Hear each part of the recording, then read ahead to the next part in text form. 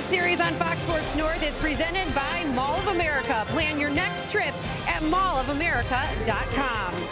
The border battle wraps up today inside Target Field as the Twins look to finally solve the Milwaukee Brewers, who have 7 wins so far on their 10-game road trip. Today, it's Junior Guerra for Milwaukee taking to the mound. He'll square off against Jake Odorizzi for the Twins, who has been rock solid here in front of Twins fans. Welcome to Target Field, everyone. I'm Audra Martin. Last night, unfortunately, the Minnesota Twins bats were held relatively quiet. They had just 5 hits in their second straight loss to the Milwaukee Brewers, but that did not take away from what was a very impressive MLB debut for Jake Cave. He got on his flight yesterday morning, not expecting to be in the lineup, but instead he jumped right into it, showing off some impressive skills out in the outfield, following it up with some very impressive base running. But of course, the highlight of it all was the 2-run blast in the 4th inning to right field. A trip around the bases for his first major league hit. And as far as debuts go, well, it doesn't get much better than Jake Cave's. I was honestly, I probably had a little more nerves on the first fly ball than I did probably my first at bat. You know, stepping out there, center field and looking up and big league stadium and tall stadium, and there were a lot of people here last night and a lot of Brewers fans were out there booing me and all that kind of thing. But so that was cool. But you know, I really want to just work on, you know, being an overall player, good player, and I think that was you know, that I could show that I could do a little bit of, I could run a little bit, and you know, I could hit and I could play some defense and play anywhere they need me to play. Coming up, Jake Odorizzi has settled in quite nicely at his new home ballpark. Dick Bramer and Bert Blyleven take a look at how he can keep the trend going today against the Brewers. That's all coming your way next right here on Fox Sports North.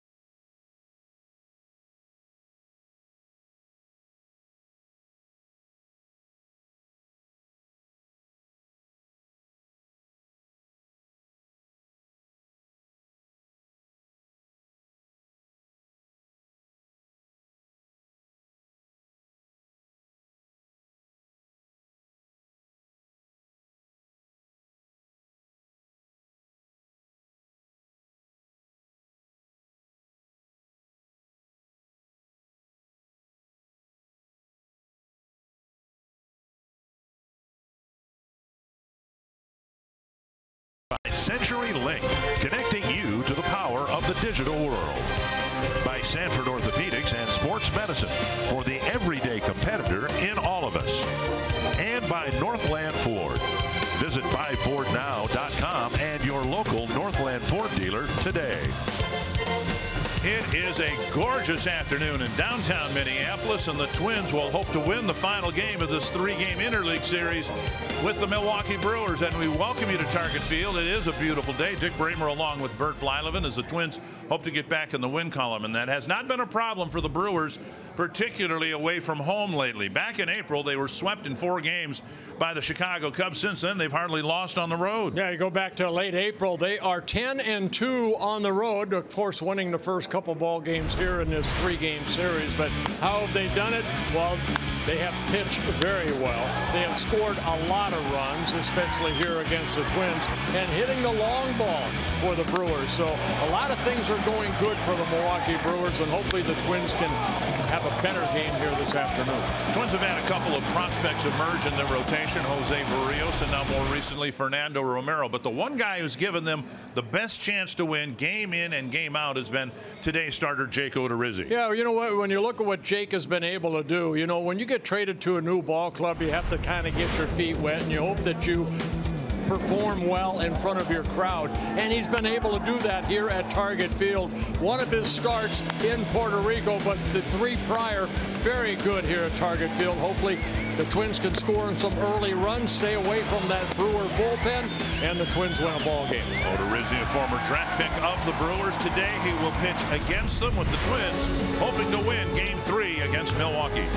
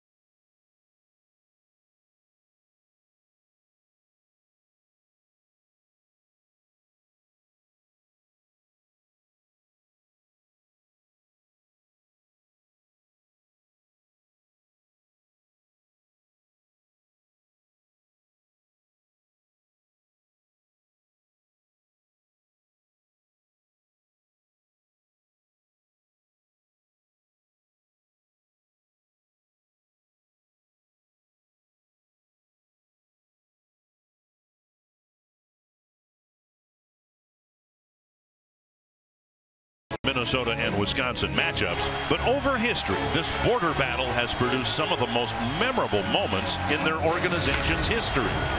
From Puckett's amazing performance at County Stadium in 1987. Oh, touch 'em all, Kirby Puckett!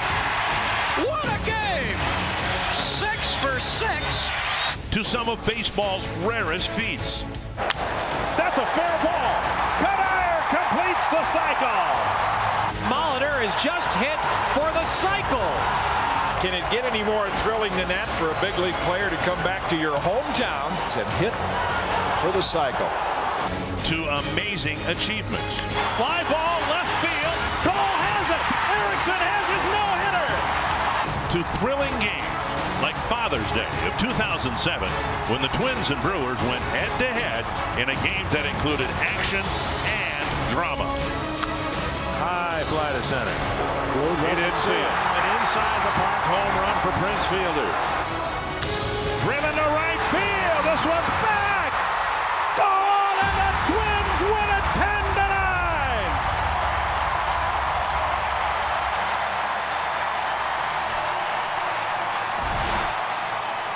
10-9. You could ask for a better day weather-wise, but you wouldn't get one. It is absolutely gorgeous in downtown Minneapolis, and the Twins are hoping to win the final game of this series. They do have a chance yet to put together a winning homestand, but they got to win today. Well, you know what? If you love baseball, you just saw the highlights. I got goosebumps, you know, looking at Puck's sixth day, and, you know, Justin Morneau hitting that home run.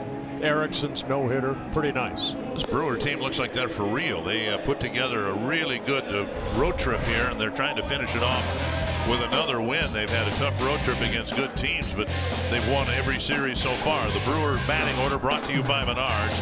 Lorenzo Cain, Christian Yelich, Jesus Aguilar, Travis Shaw, Hernan Perez, Ji-Man Choi, Jonathan Villar, Tyler Saladino, and Jet Bandy. Let's take a look at the home furniture scouting report on today's starter. That's Jake Odorizzi. Odorizzi making his 10th start of the year, 3 wins. He's pitched very well here at Target Field, as we talked about. Opponents hitting only .225 off of Jake. Take a look at the scouting report. Mixes in all his pitches. It's just that he throws a lot of pitches in a short amount of time. Basically a high fastball, fly ball type pitcher. Very good interleague numbers for Odorizzi in his career, making his 21st career start in interleague. He's won 8 and lost only 3. Twins out in the field, brought to you by Northland Ford. Buxton in the middle, Kepler and Rosario on the flanks in the outfield. Escobar, Petit, Dozier, and Morris in the infielders. Mitch Garver doing the catching here in the series finale. Bobby Wilson caught the first 2 games, and Buxton hoping to put on a show here today. They'd like to get his bat going and help generate a little offense from this lineup. Here's Lorenzo Cain to get things started. First pitch lifted high and foul over the tarp and out of play. Asked Cain this morning. He got smoked in the ribs by a pitch yesterday, and how it felt. It's sore, but I'm good to go. Yep. So, yeah, these 2 guys were teammates for a little bit in Kansas City. Cain and Odorizzi back in 2012. They were involved in the same trade from Milwaukee to Kansas City. In fact, the Royals got a pretty good haul. The first of all, Odorizzi 10 years ago was a #1 first-round draft pick of the Brewers. Then he went to the Royals along with Alcides Escobar, Jeremy Jeffress, Lorenzo Cain, and the Brewers, of course, got Zach Greinke and Yuniesky Betancourt. Always exciting, too, when you face the team that originally signed you, and that being the Brewers. A #1 pick, Jake, back in 2008 out of high school. 32nd round pick by the Brewers that year. He spent 4.5 years in the minor league system for the Brewers before he was traded in that trade over to Kansas City. Made his major league debut with the Royals back in 2012. Working ahead, another 0-2 to Cain. On the outside corner. 91 miles per hour in a real good spot, one away. Well, one thing Odorizzi's always had, he'll mix in all his pitches. He could almost throw the kitchen sink at you, and right there, good fastball. 46 strikeouts now in 49 innings pitched. So shaving the outer half of the plate. Garvin holding it. Good pitch. First out. 1 down, and here's Yelich, who has had a hard time figuring out Odorizzi. Yelich is 0 for 7 with 5 strikeouts in his matchups against Odorizzi. There's ball 1 just outside. Yeah, Yelich hit the game-winning home run for the Brewers last night against Addison Reed in the 8th inning. Boy, he got a fastball away and hit it deep into left center field for that home run. And now 2-0. Here's a good pickup for the Brewers. Of course, Miami Marlins kind of cleaning house there. And Yelich coming over from the Marlins back in January. There's Yelich's numbers, as discouraging as they are for him against Odorizzi. Yeah, what an outfield. And they got rid of all of them. Stanton, Ozuna, and this guy, just a great athlete, a really good ball player. 2-0 from Odorizzi to Yelich. Foul back. You know, he's basically learned here at the major league level. He came at a very young age. He's only 26 years old. He's already in his 6th major league season. There's the home run in last night's ball game that the Brewers ended up beating the Twins 5-4.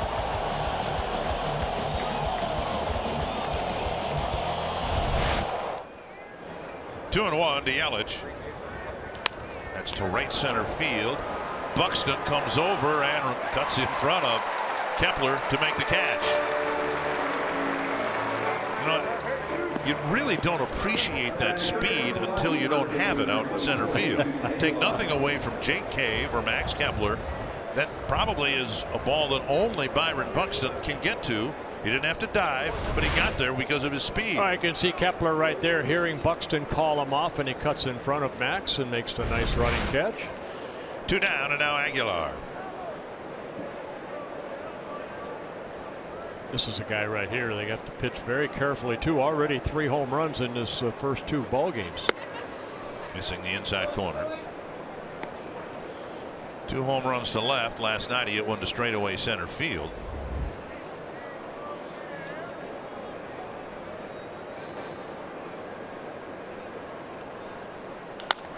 Soft line drive into left field, and Aguilar gets a 2-out single. Tell you what, right now he's swinging a good bat. Came in hitting .327. Even right there, we've seen the home runs kind of middle in that he'll open up. That wasn't a bad pitch. He just went out and hit it just softly into left field. Good piece of hitting. There's a reason he's hitting 3rd in the lineup. And he's aboard with 2 down, and now Travis Shaw. Shaw's been pretty quiet in his first 2 ball games, and he came into this series swinging a pretty hot bat. Leads the Brewers in runs batted in with 26 and 10 home runs.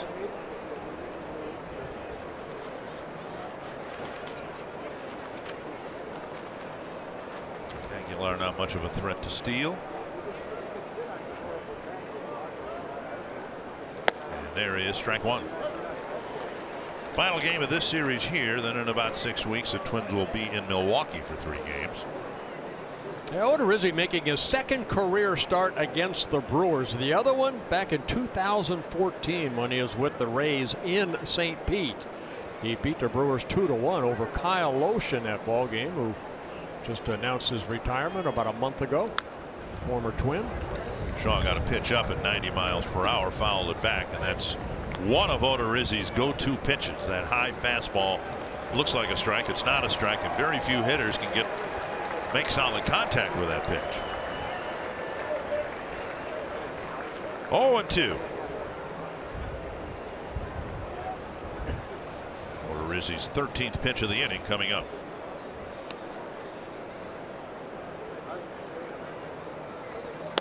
And another one upstairs. I think Jake's biggest problem, and in today's game it may not be the problem I'm talking about, but because he'll average about 5 1/3 innings per start. He's gone 6 innings 3 times. Excuse me, 4 times. Half swing, did he go? No, says third base umpire Mark Ripperger. He's averaging about 19 pitches per inning, and you times that by 5 and you're already close to that century mark that you know, that kind of takes you out of the ball game. See the shift put on for Shaw. 2-2 now to Shaw.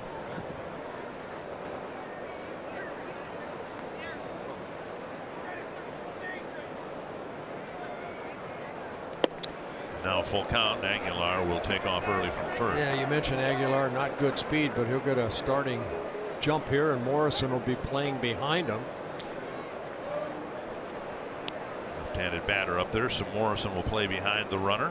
Maybe able to snag a hot ground ball. Well, when you throw 2-2, you should be able to throw 3-2. Right at you. Oh, you had it all the way. Had it covered too. Oh, that was actually over to Bill Schroeder. No. And that was my ball. No, that was my ball. Now Rock would have dropped it. I guarantee you. He caught. That was my ball. That would have been in and out. Just stay away from me, all right? That's my ball. There's no way Rock would have caught that.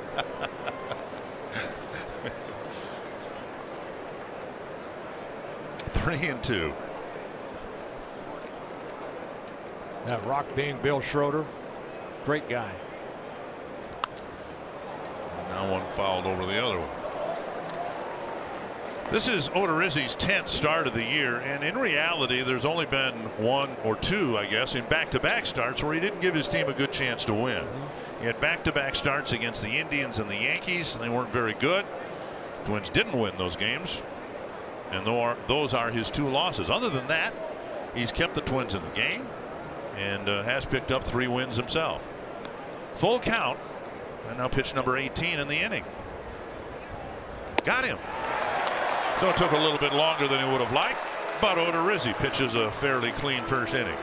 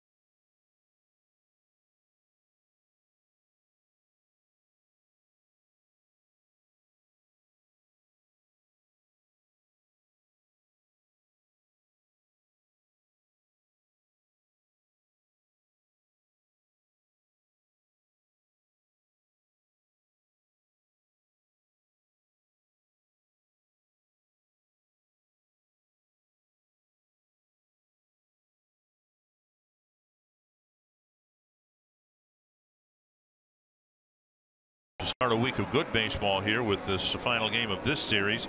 Tigers come in for 3, then the Twins are on the road, go to Seattle and Kansas City. And the Twins will go at the Brewers with this Menards batting order. Brian Dozier, Max Kepler, Eddie Rosario, Eduardo Escobar, Logan Morrison, Mitch Garver, Jake Cave, Gregorio Petit, and then Byron Buxton. And let's take a look at the home furniture starting pitcher for the Brewers, Junior Guerra, making his 8th start, looking for his 4th win. He's pitched very well. Nasty split finger when he's on. Misses outside, ball 1. Guerra in his 3rd season with the Brewers, coming over from the Chicago White Sox. Been around the game quite a long time, pitched a lot of different places. 33-year-old right-hander. Over the inside corner, 1-1. Call him a late bloomer. He was originally signed by the Braves as a free agent. He's played in Mexico. Every winter goes down to Venezuela, where he is from, plays down there during winter ball, trying to keep that arm going. Took him a long time to get to the big leagues. Came up with the White Sox and faced the Twins in relief. His only appearance against the Twins back in 2015 out of the bullpen. He gave up a 2-run home run to the guy at the plate right now, Brian Dozier. His only outing against the Twins. And he will stand in the box now. Dozier will, with a 3-1 count, trying to get something started for the Twins early. Dozier, Kepler, and Rosario here in the Twins first. A drive to center. Kane is back. And makes the catch on the edge of the track, one away. I think Brian got a little bit off the end of the bat, but hit it to the deepest part of the field, 411 feet out toward that bullpen fence. Northland Ford defense for the Brewers. Yelich in left, Kane in center, Hernan Perez is in right. Travis Shaw, Tyler Saladino left side of the infield. VR and Aguilar on the right side. Jet Bandy doing the catching with Guerra on the mound. One down, and now here's Max Kepler.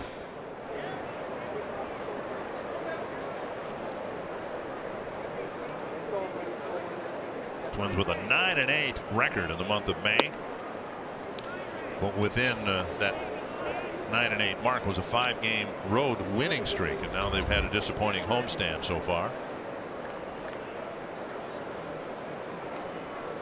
1-0 to Kepler. Now 2-0. Guerra with a fastball in the low 90s, a slider, and when his split finger has not been working, he's come up with a slow curveball. But his split finger is his key pitch, and they say that he has struggled with that a little bit as of late. Hot ground ball. Nice pickup by VR from the outfield grass. He throws him out. Kepler hit that ball sharply, smartly on the ground, 2 down.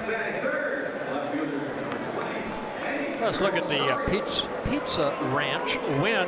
How are the Twins going to beat the Brewers? Well, I just think what they need to do is have multi-run early. I'm talking 3-4 run inning that we need to score early against the Brewers. They have an outstanding bullpen, and we've seen, you know, you get that bullpen in the 7th, 8th, 9th inning, they're tough. So Twins hopefully can score a lot of runs early against Guerra. Eddie Rosario, the batter. And there is a strike. I think that was a split finger right there. Despite the Twins' struggles as of late, Rosario still hitting .377 in the month of May. And outside, 1-1.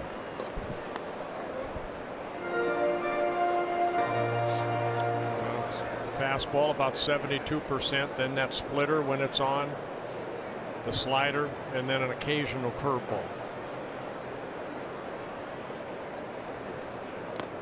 And the dirt, 2-1.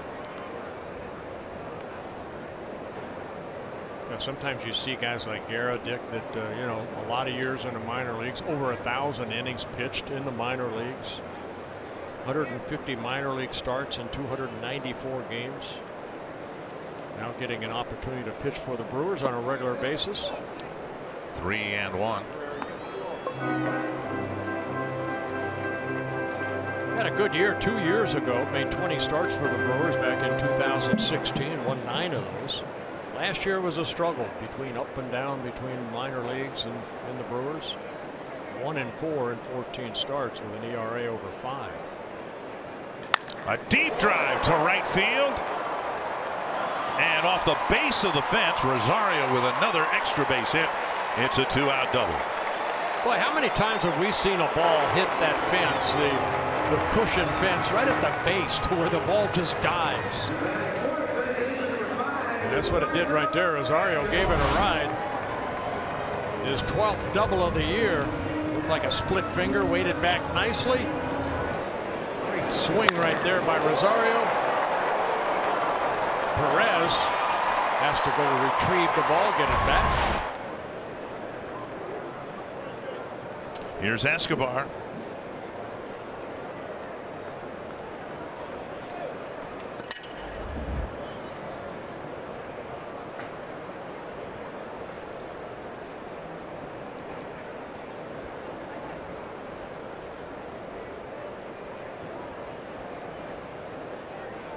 Inside, and that ball hit either Bandy, the catcher, or the home plate umpire, Joe West. In any event, Bandy wasn't sure where it was, so Escobar, or Rosario rather, moves up a base. I think it hit the shin guard of Joe West. Watch this ball right there. He wants it away. Ooh. And ricochets off the shin guard of the right knee of the umpire, Joe West, the crew chief.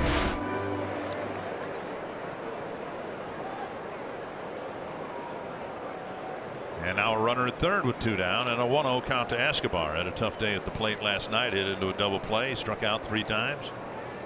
Hoping for a better day today.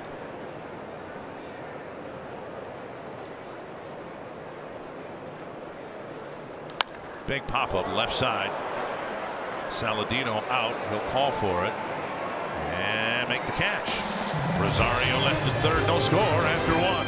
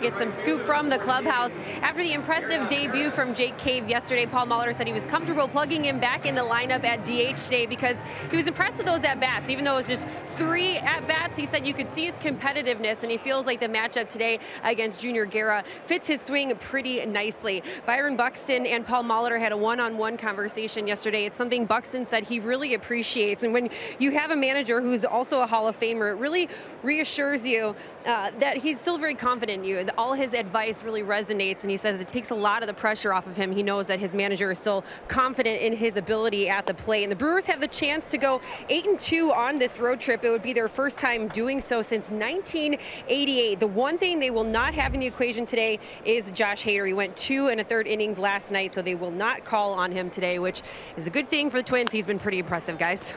Fly ball right field. Thank you, Audrey. Kepler toward the line, puts it away, 1 down.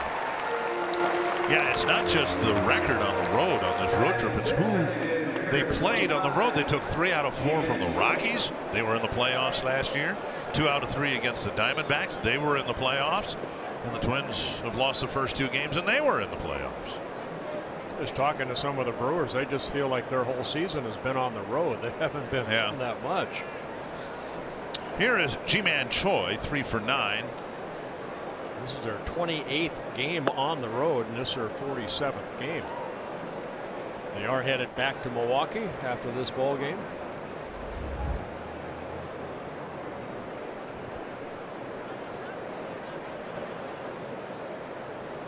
Inside, and it's 2-0.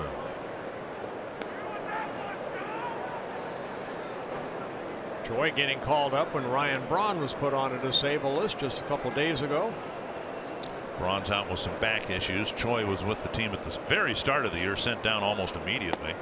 There's a strike, 2-1.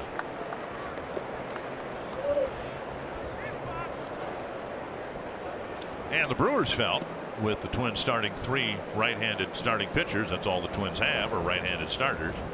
And since the DH is usable, a factor here in the American League hosted interleague games, that Choi would be a natural to be called up. 3-1 with VR on deck.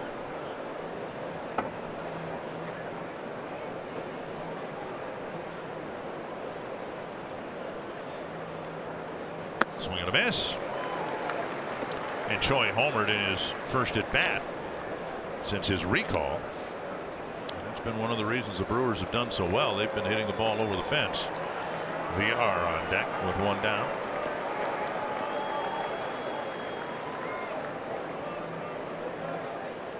Got him. Came back from 3-1. And strikeout number 3 in the ball game for Odorizzi. And that'll bring up VR with the bases empty and 2 gone. Well, it's a fastball, but watch the little bit of tail of that fastball move away up in the zone and above the strike zone, but Troy going after it.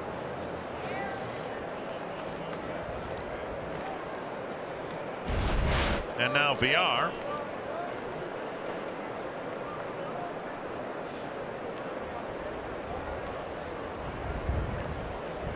Outside, ball 1. Odorizzi, the Brewer minor league pitcher of the year 8 years ago.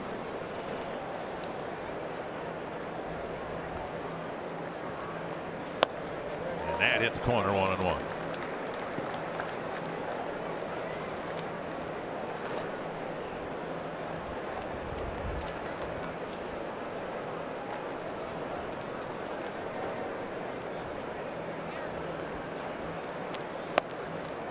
Strike called again. PR thought, as I did, it was outside. Now the veteran Joe West back there behind the plate.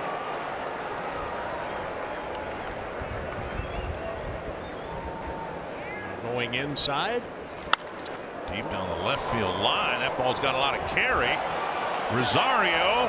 Oh, how did he catch makes that? the catch. A juggling catch. Deep in the left field corner.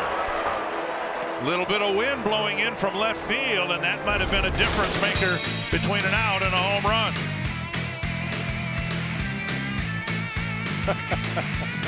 Wow.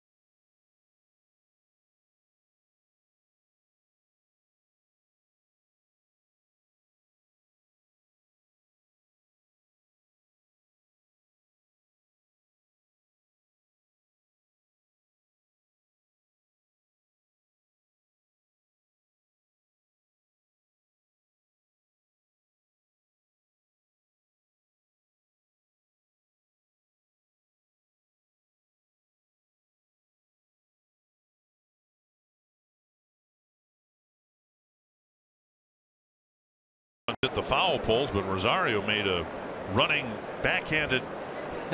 I'm not sure exactly how you draw that up, but he made the catch. Oh, you watch the shadows. His shadows, you know, that sun looks like it's over by the first base dugout a little bit, and maybe he lost it in the sun. But boy, he reacted nicely to catch that ball. 1-0 to Logan Morrison. He'll be followed by Mitch Garver and Jake Cave.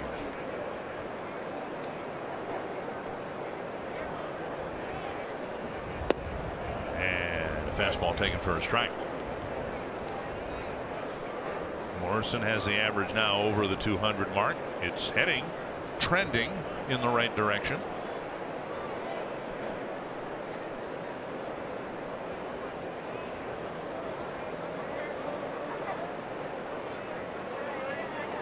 And now outside 2-1.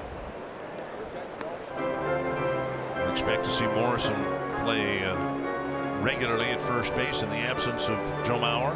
You can see Morrison, in addition to the hits he's picked up, has picked up a few walks along the way.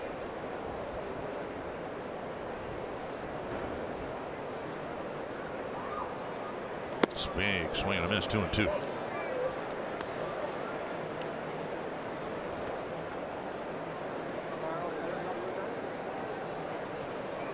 The hope is, Paul Mahler said, that Joe Mauer might be at the ballpark tomorrow. In the hopes that the issues will be clearing up. Breaking ball, swing and a miss. Morrison strikes out, 1 down. Mitch Garver will bat, but first we'll hear from Audra Martin.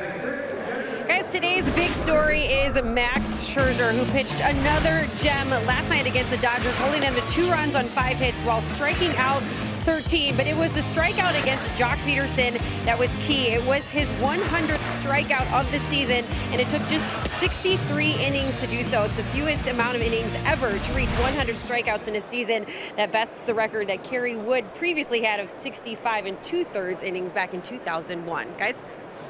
I'm just surprised. You watch Scherzer, you watch Verlander, those 2 workhorses right there, the way they go about their windup to give, you know, kind of a little loosey-goosey, that more pitchers don't try to do that.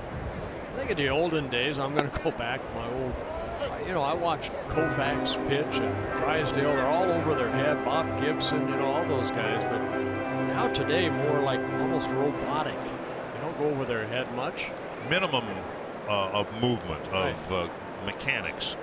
Almost what Gura's doing right there. Just kind of get to that balance point, not a lot of motion, you know, not that loosey-goosey type of feeling. Tommy John was one that, you know, really stepped way back and then. Well, I was told, and I don't know about you, but I mean, and I never pitched outside of high school, but I was told you did this, you put your hands over your head to stretch out your back muscles, and that would help in your delivery, that it was more of an all body movement, pitching, throwing a baseball, rather than just your arm. You want to be loosey-goosey.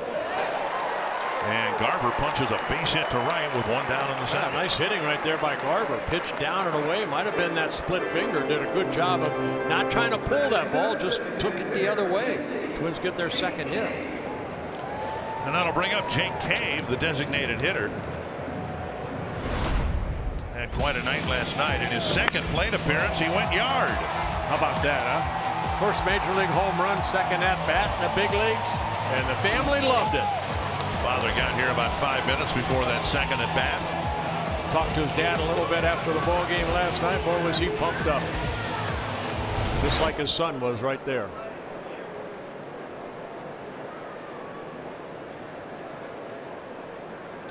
Acquired from the Yankees in the middle of March, and at the time it seemed odd. I mean, the Twins had a wealth of outfielders with the starters who were in the lineup tonight, and then some depth with Grossman, Zach Granite, some other people. So why on earth would they be interested in acquiring yet another outfielder? But now here we are in the middle of May, and here he is.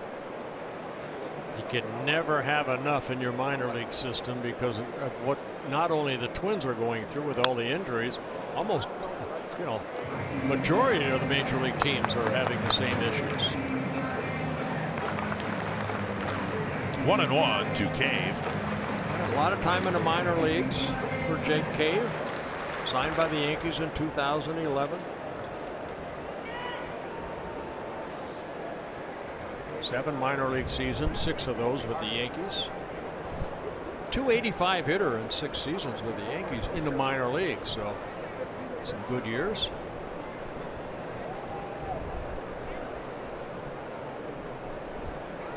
And fouled back to the screen.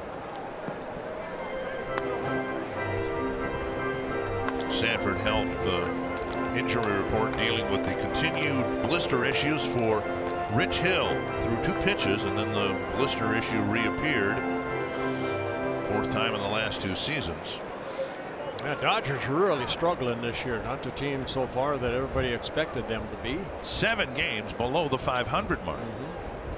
1-2 to Jake Cave.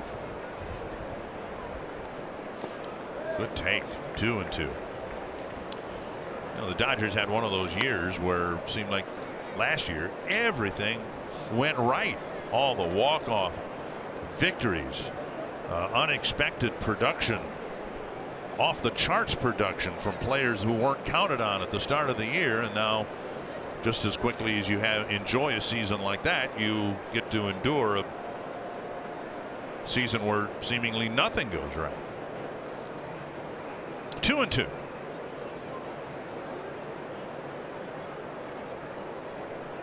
Checked his swing. Yeah, he went. And Joe West said he went. He never even appealed to the third base umpire. 2 down. That'll bring up Gregorio Petit.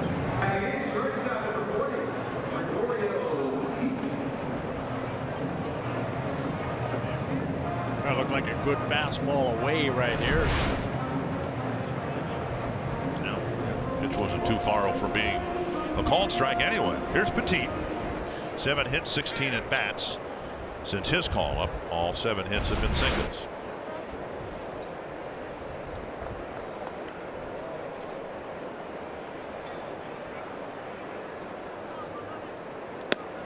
Pitch is up, ball 1.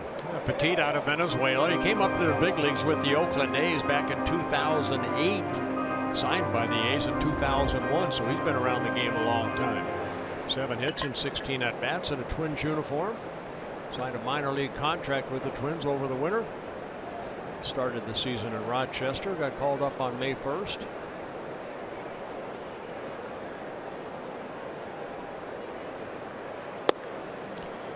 Tend to forget some of the other competition that Petit was fighting in spring training, but Eric Ibar, the veteran, was in camp with the Twins, had an opt-out, and kind of saw the handwriting on the wall. He wasn't going to be on the 25-man roster, but he was in the organization in spring training, sharing at bats with Petit. 2-0.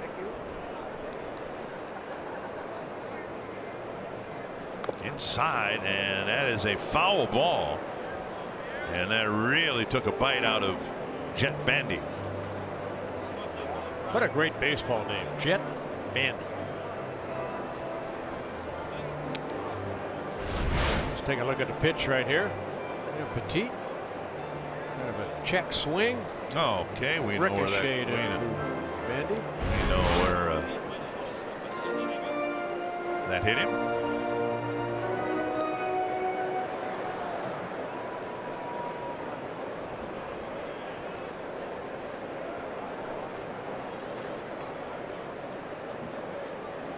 Two and 1. Big pop up to short right field. VR out, Perez in, and VR makes the catch. Twins get their second hit, leave their second runner, and we go to the third.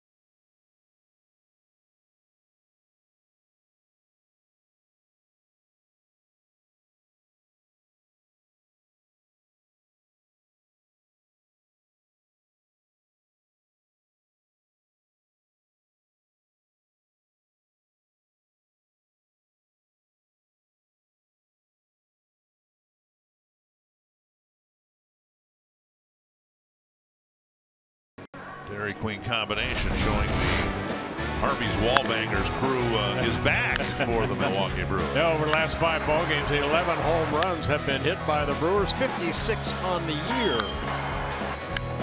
And the Twins have hit 46 on the year. They played 5 less games, though, than the Brewers. And so far, Odorizzi's done a nice job keeping the Brewers in the ballpark. And we'll see if he can continue to do that. We are joined in the booth again here by Justin Morneau for a few innings with Tyler Saladino leading things off. Ball 1.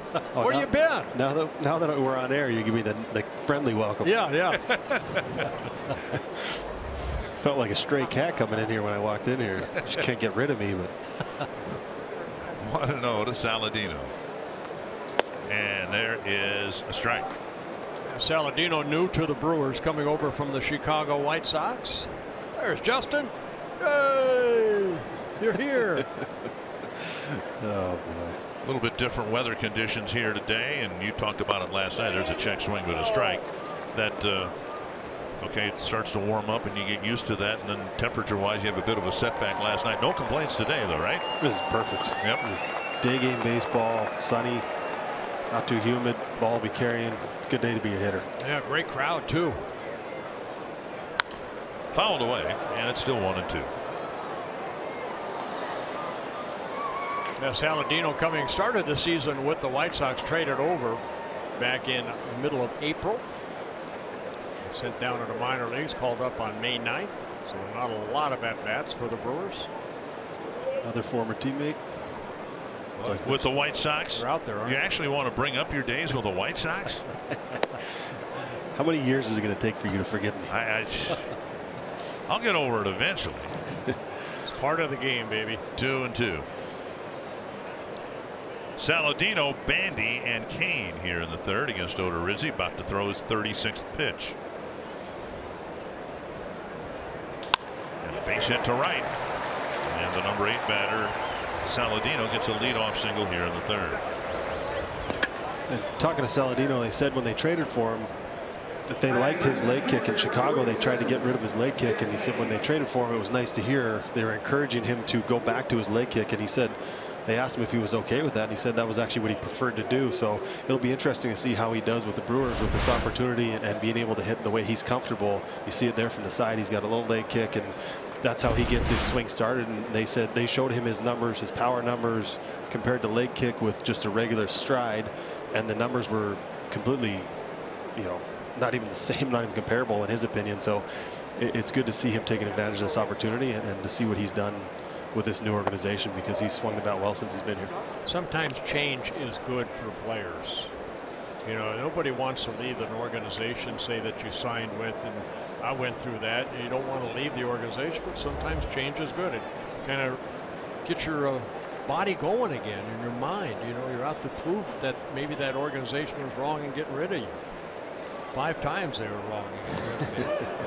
At first. As hard as it was for me to leave and go to Pittsburgh when I was traded, there is a little bit of a rejuvenation that kind of happens. Definitely. There's some new stuff. I think variety is always good. Sometimes if you spend too long in one place, you start to see more of the negative than the positive, and that can happen to players sometimes, but there's always positives everywhere you go. The grass isn't always greener on the other side, No, but it's not always. sometimes it just gives you a different.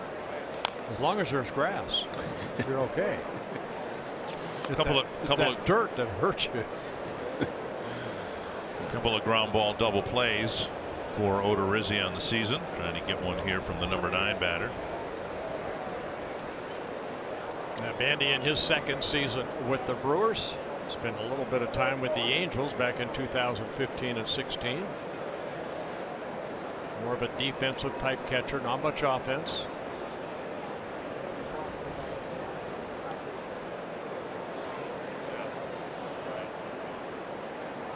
Swing and a miss. 1-2. 92 up there. You get a lot of swings and misses, right? Yeah, when you're able to elevate, and I know we talked about this yesterday with the spin rate, but Odorizzi is one of those guys who has an above average spin rate, so the ball appears to jump through the zone or have that late life like hitters talk about, and you see it, it's so close to your eyes, it looks so tempting, and then it's just by you by the time you swing and try and catch up to it. And he goes upstairs again to get strike 3. And strikeout number 4, so no ground ball outs off of the hand of Odorizzi yet. Fly ball outs, and then 4 strikeouts. Fourth time through the lineup. Played around with him and then went upstairs to get strikes 2 and 3. You can see down, and then the fastball's up.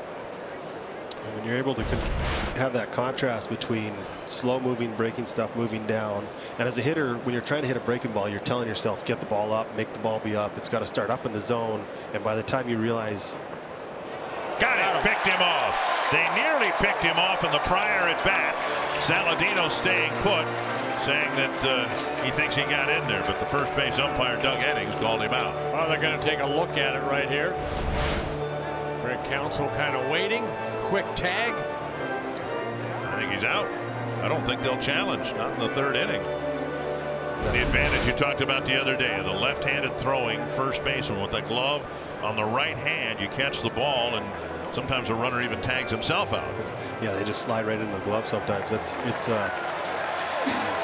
there's a pickoff right there. Second pickoff of the year for Odorizzi and his 7th career pickoff.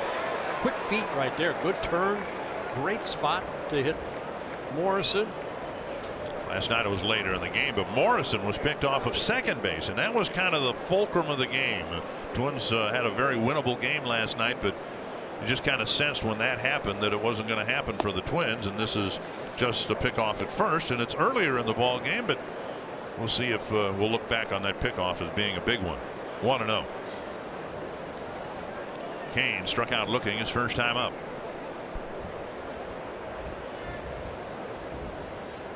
Off the plate, 2-0.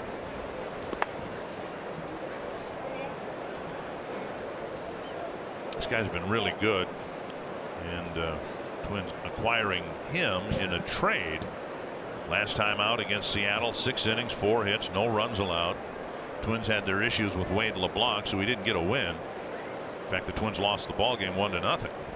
I know, sitting down with Jake and talking to him, you know, he was on his way to spring training for the Rays and got to Port Charlotte and found out that the Twins. So he said, well, I just kept driving south a little bit further. 2-0 to Kane. Big fly ball to short right center field. Dozier out. Kepler in, and it is Buxton making the catch. And in the end, Odorizzi faces just 3 men in the 3rd.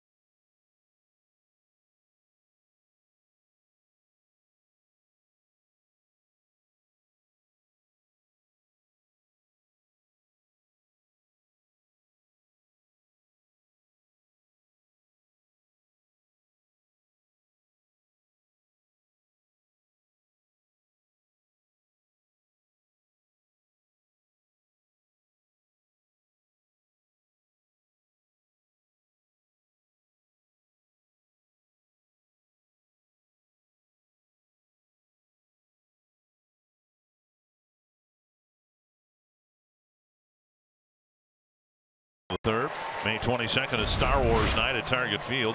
A limited number of Star Wars night theme night ticket packages are available that include a game ticket and a Joe Solo bobblehead.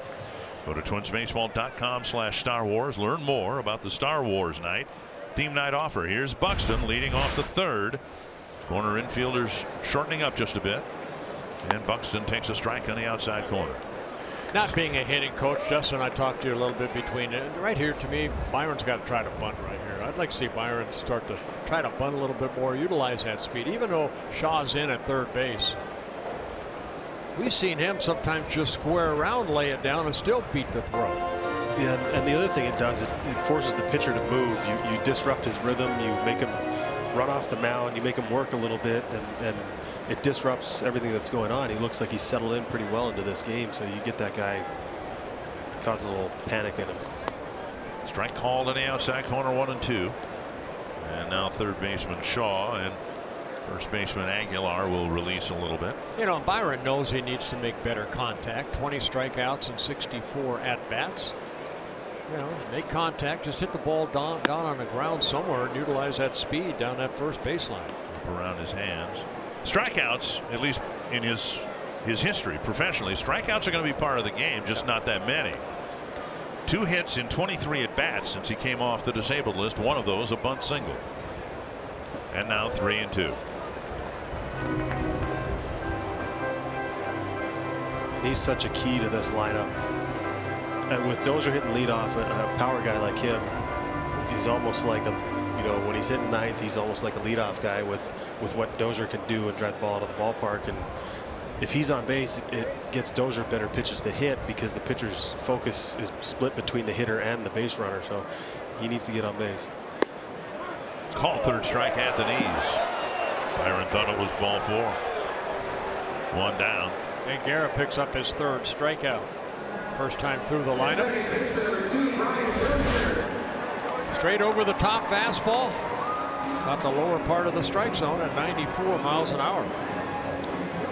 Here's Dozier hit a deep fly ball his first time up. Yeah, you're only the leadoff hitter one time when the game starts. That's it. After that, you know, you could come up with runners on.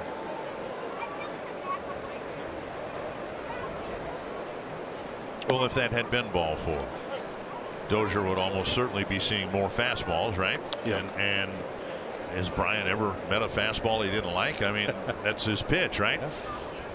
Well, that's where you make your money. You can't make it to the big leagues if you can't hit a fastball. Right. And now 1-1. And he can hit just about anybody's fastball. So, and the other thing we're talking about with Buxton and the bunting was when you force those corner infielders to play up, it gives them less range. Any ball that's hit to the right or left, they have less time to react to it, less chance of catching it. So even if you don't get a hit on those bunts, when you force the defense to play closer or out of position, then you open up holes in the field. I know playing with Rod Carew, you know, when I first came up, and he was such a good bunter that third baseman would come in. And of course, a lot of Rod's game was taking the ball the other way. So, you know, you hit that ball between third and short, and that third baseman has no range to his left to try to maybe make the play. And we saw it with Joe the year, I think he had 360, whatever it was. I think he had 10 or 11 bunt hits. I mean, it can do a lot for your game. Dozier lifts it to right. Fairly deep, going back to the wall. Hernan Perez makes the catch on the warning track for out number 2. Yeah, second time Brian Dozier has hit one to the warning track. Hit one to Kane in straightaway center in his first at bat. Yeah, you know, I played with Brett Butler in Cleveland, and he was a good leadoff hitter, but he told me he would bunt at least going into the season. I want 15 to 20 bunts throughout the year. Bunt hits. Bunt hits. And he said, that's the difference between me hitting 270 or 290. Here's Kepler, and there is strike 1. But he worked on it every day.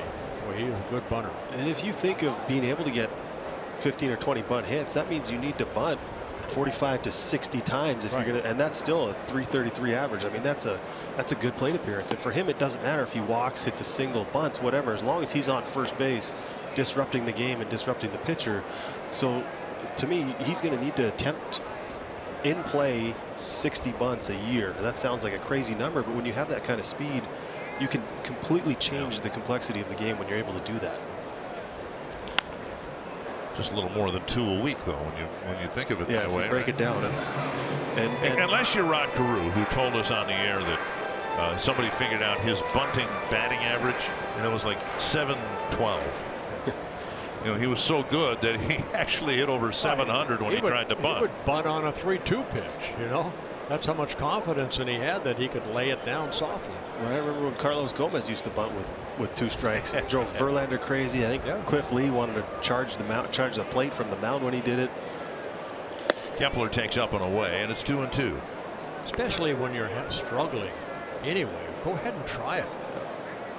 I look at a guy like Ichiro. Everybody in the ballpark knew when he was up, there was a chance he was going to bunt, and he would still bunt because he was such a good bunter. He had that skill that he would end up.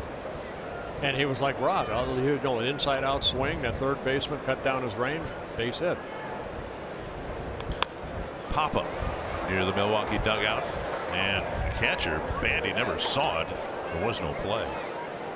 Rod tells a story about in his rookie season, Bob Allison said you cannot bunt on Brooks Robinson. However many gold gloves he had won at that point. You want to bet. He can, but he said, I'll give you a steak dinner if you bunt for a base hit against Brooks Robinson. So, of course, Rod bunted, right? Held up one finger in the dugout. And then his next at bat did the same thing. He got 2 steak dinners from Bob Allison because he bunted twice on Brooks Robinson. 2-2 to Kepler. Scalded foul into the netting, and boy, that's why the netting is there. Thank goodness baseball has done that. We asked for that as players for about 15 years. Yep. Did you really? Yes, we asked every year, and they said no. I saw too many people get hit. Eventually, you just stop looking into the stands because you see people just come to a ball game to have fun and just get drilled and just and we're talking about a section where a lot of the handicapped wheelchair people sit down in that level area right there. So yeah, thank goodness baseball has done that. Not only here, all ballparks. Yeah. 3-2 to Kepler. Rosario hoping for a chance. And in the little ones, of course, you want to protect them. 3-2 to Max Kepler.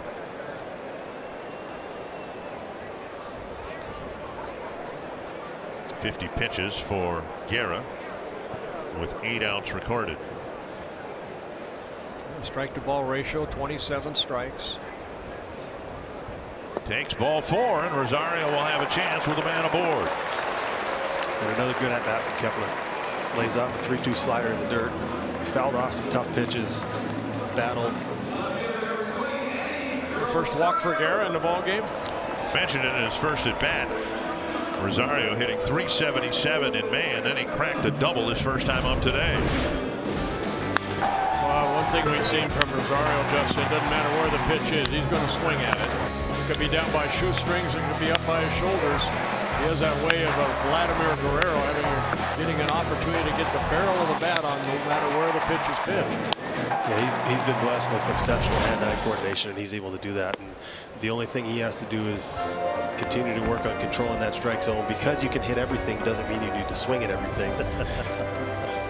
Some pitches are better than others, but that's a hard thing. You never want to take the aggressiveness out of a hitter, and a guy who's able to. He's been successful with what he's done. Not everyone's going to have a 300 batting average and a 370 on base percentage. That spread isn't going to be as big for some guys, but he's good because he can hit. Meanwhile, Kepler drawing a walk, and for Kepler, his 19th walk against 22 strikeouts, so that number is evening out too. And he's aboard now with a dangerous pitch from Guerra coming to Rosario. The count is 2-0.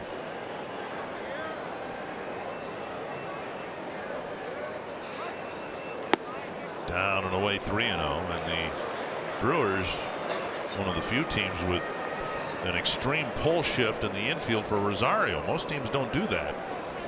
Escobar on deck. One of the best ways to combat that as a team is to run a little bit more. It forces the defense to move, and then all of a sudden that hole at second base is the entire right side of the infield if you're able to get that. Somehow we knew Eddie was going to swing at that pitch. I was going to ask, do you think he's got the green light?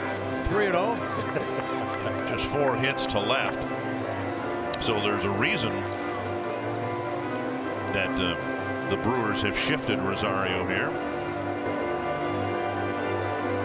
They have to play him pretty straight away in the outfield, though, because we've seen him get extra base hits to all outfield spots. 3-1. I know Garrett doesn't want to throw that same pitch, and he does it. A little bit more velocity on that pitch at 93. And a big swing again by Rosario. Aguilar will play in the vicinity of the runner Kepler with a 3-2 count. Max should be able to leave early.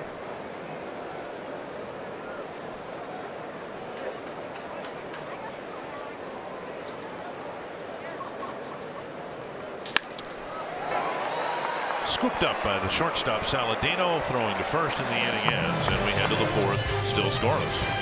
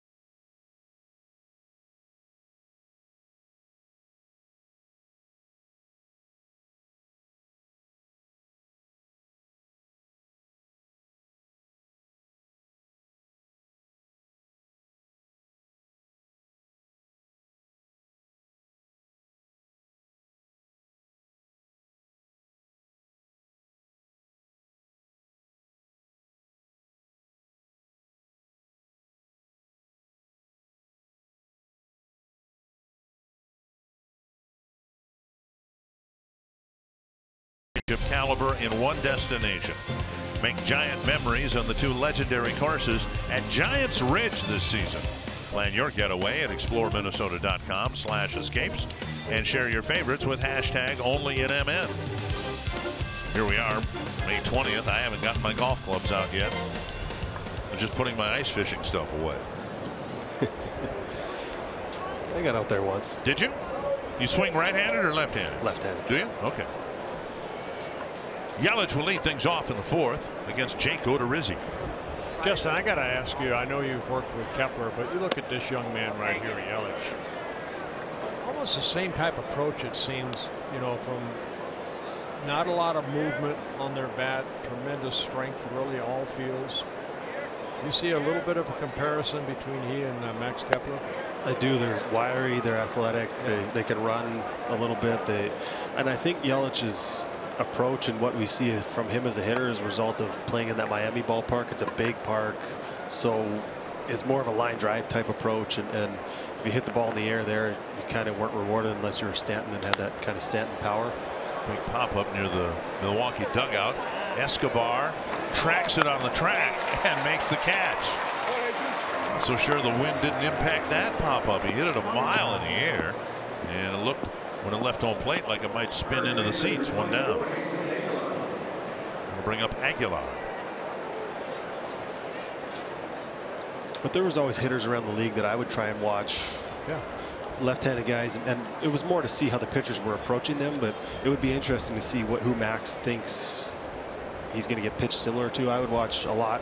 Aubrey Huff was a guy that I watched, a left-handed hitter. Really? Felt like a similar. Yeah, because it seemed like every time I'd look at a pitcher and left-handed, hitters, it's hard to find guys that you feel like are comparable. But to me, he was a guy that wasn't just a dead pull hitter, wasn't a just straight home run hitter. He was a guy who was trying to hit the ball to all fields, it looked like to me anyway. So I figured when I was doing my video stuff, doing my scouting reports, I would watch Aubrey Huff a lot to see what he was, how he was being pitched. And you look at guys, you can say a Carlos Pena or something like that, a guy, but to me he was the dead pull hitter, and I didn't want to be that guy. Big pop up, this one near the Twins dugout, but this will spin back out of play. It's interesting, when Cincinnati was in town and you interviewed Joey Votto, and he talked about trying to emulate Joe Mauer's swing and his approach. And you see it because Votto has hit for more power. Obviously, great hitter's ballpark, but it's funny who guys look at, and we make comparisons to guy. And as a kid, I watched John Olerud a ton. He was a guy I loved. Griffey, but I couldn't swing like Griffey. But John Olerud was my guy because every Toronto game was on TV. High fly left field in the ballpark, and Rosario calls Buxton off. Buxton's been calling everybody off so far here today, but Rosario wanted that one out, number 2. And I think you're the same as a pitcher. When I came up, I watched guys. I'd go down to the bullpen, especially at the old Met, to where we were on one side and the bullpen out in right center field. I could go down and watch Catfish Hunter pitch or whoever the opposing pitchers pitch. And I learned a lot just by not pitching that day, but watching them warm up. What did they do in their routine that made them so good? I don't think you ever quit learning in the game of baseball. No, and even now, even that I'm done playing, I'm so interested in learning people's approach, how they approach things, because now I have my kids playing. I want to be able to teach them, and there's so much information. There's not one way to do things in baseball. At the contact point of the swing, everyone's in basically the same position, but nobody really starts the same. Everybody's hand movements a little bit different. Their approach, their mentality, everything is kind of different. So when you're trying to teach someone, we're not teaching robots. Obviously, there's fundamentals to everything you do. There's a correct way to do things, but everyone kind of gets to that point in a little different way, and you can learn so much just by, as they tell you when you're a rookie, ears open, mouth closed. You can learn so much, and eyes open, just watching and taking it all in. You can absorb so much information if you're willing to look for it and listen to it. Yeah, if I'm not starting and I'm going to watch Odorizzi go about his business, how is he trying to get these guys out? 1-2 now to Shaw. Odorizzi reminds me a lot of Brad Ratke when Brad pitched here because of the way that he goes about his business. Changes speeds well, excellent control. He's a fiery competitor, but never shows his emotions on the mound. That was in the pregame show. My thought was, if I had to compare him to someone, it would be Ratke, because just with the composure that he shows and the way, and then Ratke could snap with the best of them, but you never saw that emotion on the field. He took that behind the dugout. I wish I could have done that. And Garver can't quite hang on to the foul tip. I showed my emotion. I remember I gave up a home run one time. I was at the Dome. What's new? But I got the ball back, and I was so upset at myself. The ball was in my glove, and I hit my head with my glove that had the ball in it, and that knocked me out. I remember Tim Laudner came out and I said, "You okay?" I said, "Go back there. It's your fault. You called the fastball right down the heart of the plate." Wasn't that, we saw Giles do that, I think, the closer for Houston, right? Yeah. A couple weeks ago. He punched himself. I mean, he walked into the dugout. You saw that, right? Yeah. Had just a right cross to himself. Yeah. But he didn't hold his head still. He kind of turned. He gave with it. Yeah, he gave with it. 2-2 now to Shaw, with Odorizzi looking for his second 1-2-3 inning. He had one in the second inning. And out in front of the changeup, and he hooked it foul. One thing, you're talking about the comparisons between Ratke and Odorizzi. Brad had the windup and a big leg kick. If you looked at Brad's delivery, I mean, he really brought his knee up to his chest, and Odorizzi pitches from the stretch all the time. But they're doing the same thing. Watch, he just steps back, gets to that balance point, and then the same thing, Brad Ratke right there, and then the follow through. Whistled into the camera well by the Milwaukee dugout. Big thing for a pitcher, you don't want to recoil. I know Eric Milton was a recoiler. Joe Mays a little bit threw across his body, guys that used to pitch for the Twins. But right there, watch his arm whip through, and then you can see his back going. You can almost see the number on his back, and that's good. That's what Brad Ratke did. You could almost see his number. 2-2. Just missed. Tried to clip the corner. Shaw took it for ball 3. If Shaw reaches, Hernan Perez will bat. Now Odorizzi with 4 strikeouts, no walks in the ball game. Took out Shaw to end the first inning. Back inside. Got him. And again. Dialed it up to 93, and Shaw slams his helmet down in frustration. Odorizzi has pitched 4 shutout innings here this afternoon.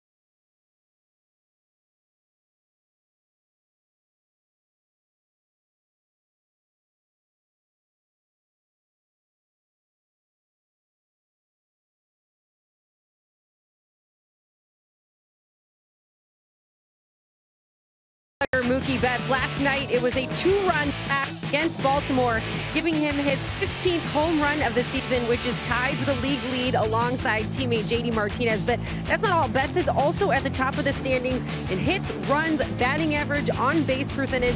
You name a key stat, he is probably at the top of the ranks, guys, and a big reason why Boston has 31 wins already this season. Wow, the Red Sox and the Yankees and the Astros have made the American League kind of a top-heavy league right now. You've got those three teams that are clearly better than anybody else, and then you've got everybody else. You've got teams like the Twins, 5 games below 500. You got a couple of other teams that, I mean, you got Tampa Bay third in the American League East at 22-22. That's Cleveland's record, and they're leading the Central. Some good baseball teams, and they're built from top to bottom. I mean, starters, bullpen, Boston, you got Kimbrel at the end. I mean, there's a lot of talent there, and the Twins aren't too far off. There's still a few pieces maybe to be at the same level as those guys, but they're a better team than they've shown. Base hit right center field. Escobar wheels around first, on his way to second. Wheeling and throwing is Kane, and it is not in time. A hustle double for Eduardo Escobar to start the fourth. There's the Escobar that we saw early on. You know, 3 hits here on game night, Friday night. Bad night at the plate last night with 3 strikeouts, but here, good hustle double, is 17th of the year. He's right in the top 1 or 2 in the American League in doubles. And right out of the box, you could see that he was thinking 2 bases, and with nobody out, that's a good play, trying to get yourself into a scoring position. 17th double. Only Kevin Pillar and Mookie Betts have more doubles in baseball.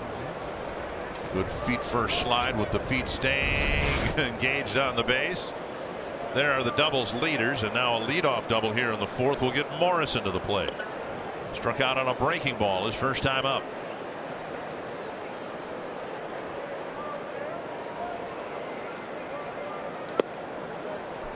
Low, ball 1. Bandy setting up off the plate, and Cameron cut the plate in half, but apparently low. Well, this is the inning here. Leadoff double right here. Twins got to find a way to get on the board right here. Well, we saw the Brewers execute situational hitting very well in the first 2 games, and now the Twins have an opportunity here.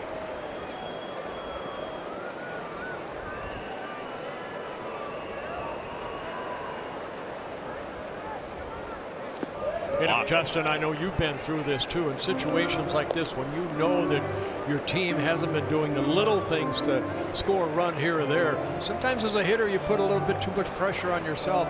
But when it's happening, like Dick said, to Brewers, it comes automatically because you're loose. And you're used to whether you get it done or you don't, you have confidence in the guy behind you. He's going to get it done, and if he doesn't get it done, you know, when everything's going well, that pressure isn't on you because you feel like the guys around you are going to get it done, and you don't end up chasing pitches. You end up outside now, 3-0 to Morrison. Shrinking that strike zone a little bit. You end up kind of forcing and realizing the pressure's on the pitcher, not on you as a hitter. In this situation, he's got a leadoff double. There's nobody out, and he has to throw strikes right here. You don't have to get a hit. He has to come after you, and if he doesn't give it to you, you take the walk and trust the guy behind you. And Morrison should probably have the green light right here like Rosario did if it's a pitch to his liking. Middle in, but it's away. And he takes ball 4, 1st and 2nd, nobody out. Garver will hit with 2 men aboard. June 1st is Skol Night here at Target Field. A limited number of Skol theme night ticket packages are available that include a game ticket and a Twins purple Skol cap. Learn more at twinsbaseball.com/Skol or call 800-33-TWINS. Yeah, trip to the mound by the pitching coach Derek Johnson. It's funny, that you talked about how it seems like every time Jake Odorizzi pitches, it's a 0-0 or a 1-0 or 1-1 ball game, and he's done his job. I think the last, especially when the Twins starters have been struggling, it's been 30 pitch first inning, and there's an excuse for the hitters. There's no excuse for the hitters. He's had 3 up, 3 down innings. He's worked quick. He hasn't thrown a whole ton of pitches, so now's the time. There is no excuse for the offense. This is when they really need to come through and score your pitcher some runs and set the tone and kind of take the Milwaukee bullpen out of this game, because if you give them the lead after the 5th or the 6th inning, it's going to be very hard to come back on them. So this inning right here could be the big turning point in the game. Now let me ask you, a situation like this, Twins haven't had that big inning. That's what I talked about, Dave. We need that big 3-run inning. Do you bunt right here? No. I think he needs to pull a homer right here. Garver the batter, and he takes very high, ball 1. Twins had a situation here on Friday night, 2nd and 3rd, nobody out early in the ball game. Could have been a game-breaking situation. Not only did they not get a crooked number, they didn't get a number. But there's situations where you say, okay, you need to get him over right here. I don't want Garver up there trying to hit a weak, ground ball to the right side or whatever. You're as a pitcher, I think he realizes that he's probably trying to get the runner over. He's trying to hit something to the right side of the field. Look for something in and try and pull it. And 2-0 with Garver taking up high. Because you look at it, you got 3 chances to drive that guy in from second base, and that's the opposite of the small ball theory. They're already in scoring position. A team that has had trouble scoring runs, why not play for the big inning instead of play for 1 run? Play for the big inning, go for the 3-run homer, go for whatever it is, and good things will happen. I don't know. Sometimes asking hitters to do things they're not capable of or not used to doing can really cause more problems than just letting them swing free and drive the ball. And there's a strike, 2-1. That's not a bad take right there, because Guerra has thrown 6 straight pitches out of the strike zone. So make him get back in that strike zone. Hopefully he'll come back with the same pitch. Hopefully Garver can put it into a glove of somebody out in left field. Hit it in the people, as we like to say. They have gloves out there.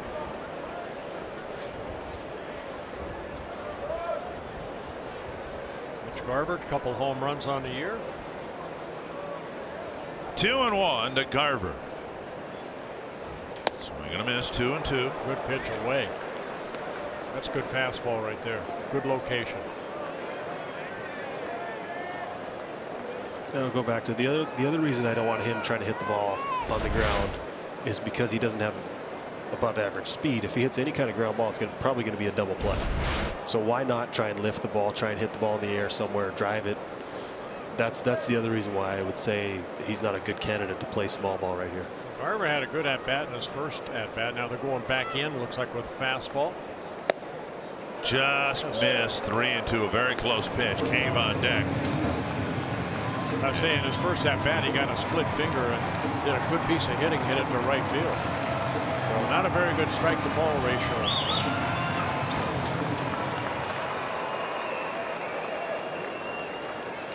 Full count to Garver. With Escobar and Morrison aboard. Driven to left. Yelich is there. A well hit ball for the first out. And a good at bat for Garver, just no payoff at the end. They hit it right on the button right there, but the line drive out. That'll bring up Cave. Swinging on a check swing his first time up.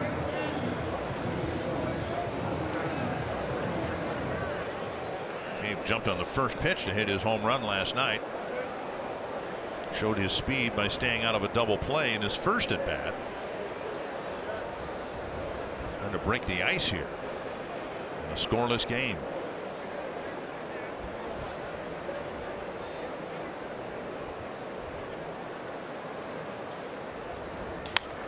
Flipped foul over the tarp, 1 strike. And even though he struck out his first at bat, he was able to see some pitches, so it allows him to go up there in his second at bat and swing freely at the first pitch. He knows what the action is on the pitcher's fastball. He's got that information from the first at bat. Now he's got runners in scoring position. He can go out there and he sees the first pitch that he likes and he takes a good swing at it and fouls it off. But his first at bat set up this at bat to allow him to do that. 1 strike.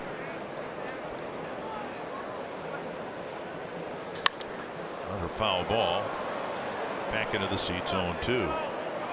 Guerra reaching back for a little extra here, 94 miles per hour.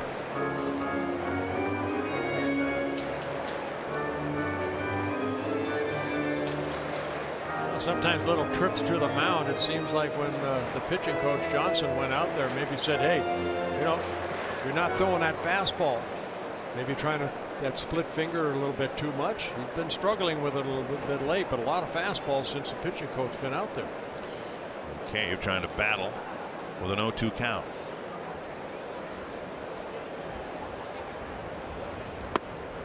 Up and away, taken for ball one. Do you think with the fewer trips to the mound and the mound visit limitations that it's actually made the trips when they actually go out there more meaningful, actually has an impact on the pitcher as opposed to running out there every, twice an inning? The pitcher starts to tune the guys out when they come out there. Now when the pitching coach comes out, it's a big deal. He's got something real for you. Well, normally a pitching coach doesn't want to go out there, first of all. When he does go out there, it means your pitcher's in trouble. But the big thing to me, I think what's helped is that how many times have we seen the catcher go out there, or middle infielder go out there, and that delays the game a little bit. The pitching coach is only going to go out there if the pitcher he feels needs to be maybe calmed down a little bit. But how many times have we seen, the catcher go out there? Twice. It felt like it was turning into twice an inning. That eliminated that. Yeah, and I really appreciate that that they've put that in, because. And there was nothing like, as soon as you got somebody on base, it seemed like every time a guy got on base, we had to run out there. There had to be a meeting. It was just killing the flow of the game. Now, when a guy goes out there, it's actually for a reason, because they need fans want to see the game good tempo. Yeah. 2-2 to Cave. Just off the plate, 3-2, and now he's battled and taken from 0-2 to 3-2. Petit on deck. Pretty good eye right there on that good fastball away. Interesting to see if they put the runners in motion right here with one out. That's a lot of trust in the guy at the plate. Number one, that he can put the ball in play if it's in the strike zone, and that he will lay off and not feel like he has to swing because he sees the runners move. This is his 5th major league plate appearance. Full count to Jake Cave. Got a piece to stay alive. And the runners were not going. Yeah, it looked like that split finger at 87 miles an hour.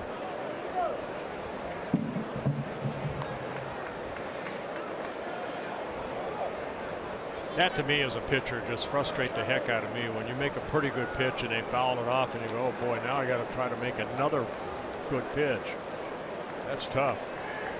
He was going for the strikeout there. Cave spoiled it. And we gave him another look at another one of his pitches. He's just gathering information with each pitch, and he's learning what he's trying to do and how he's trying to get him out. The advantage turns the hitter the more pitches you see. A high fly to deep center field. Going back is Kane. Still going back, and he makes the catch at the wall. Front runner tags, and Cave had a good at bat as well. He doesn't get a hit, but much like Garver in the at bat before, worked the count, got something he could hit, and hit it a long way to the wrong shape of the field, or wrong spot on the field.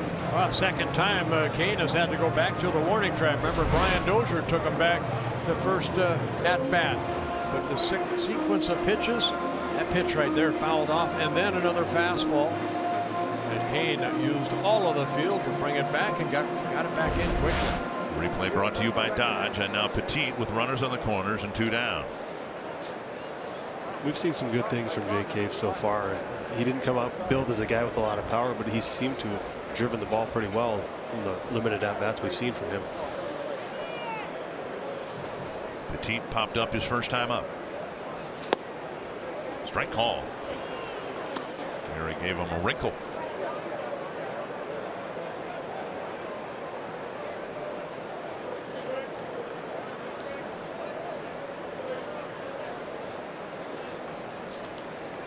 Started this inning with a double and a walk.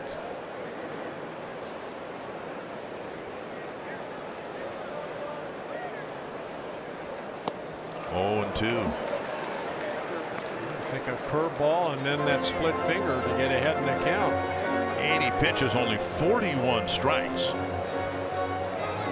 And Guerra's issued 2 walks, but now he's ahead of Petit as he was Garver and Cave.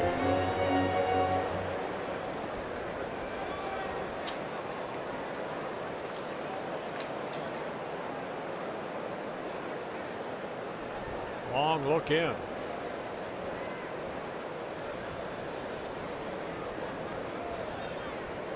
Fouled away over the Twins dugout.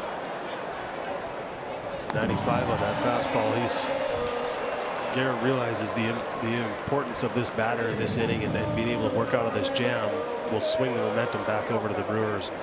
Probably also realizes how close he is to getting out of this situation. Yeah, and when you can, sense that as a player, you feel that, understand it, that this is an opportunity. You give up a leadoff double to work your way out of this jam. It would mean a lot to him and the Brewers. Foul back again. I just showed you the speed range on Guerra. 95 high, 82 low.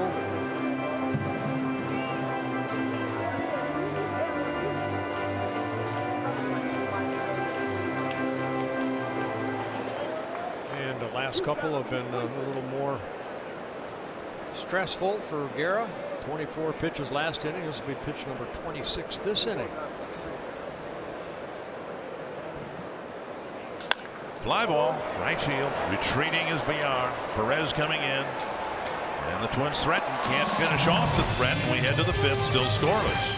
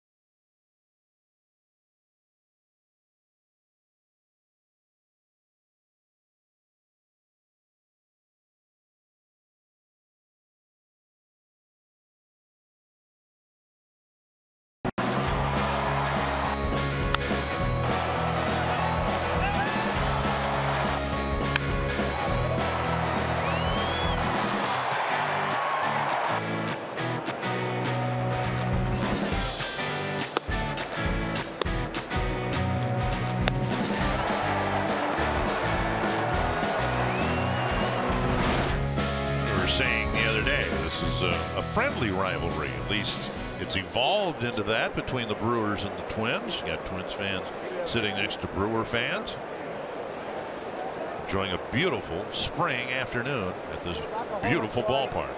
Perez will lead things off against Odorizzi, and there is strike one. Perez, Choi, and VR.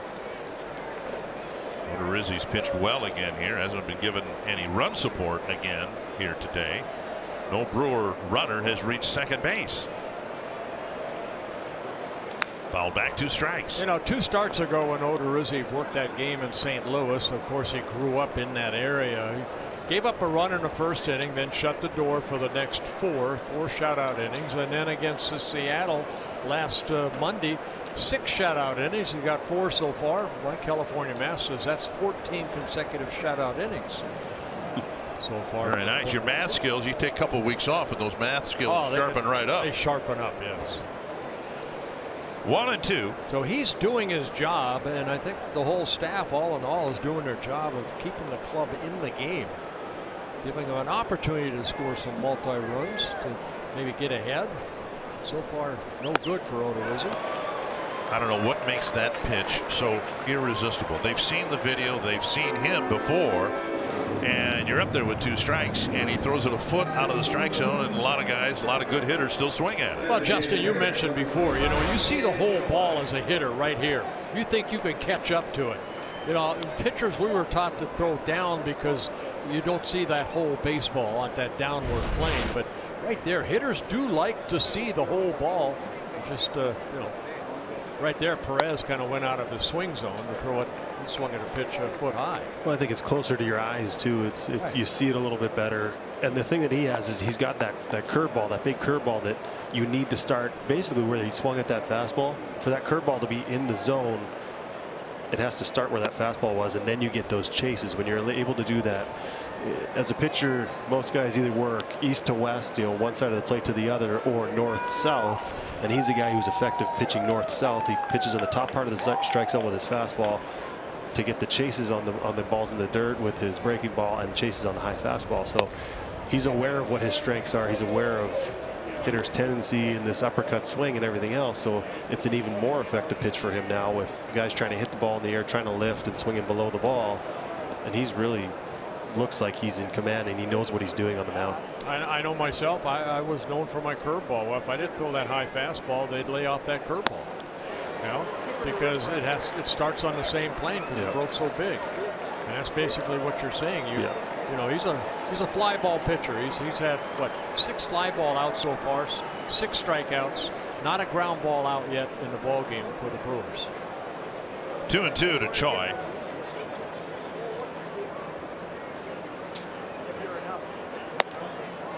Second time he's tried to burn the inside corner with a fastball, and he's missed to fill the count. He's got a little bit of that two-seamer that'll start inner half and come back. You know, Gibson does that. And that pitch opens up the entire plate for him right here. He can throw anything now, and the hitter's not sure what's coming after you come inside like that. Big pop-up pitch back and out of play.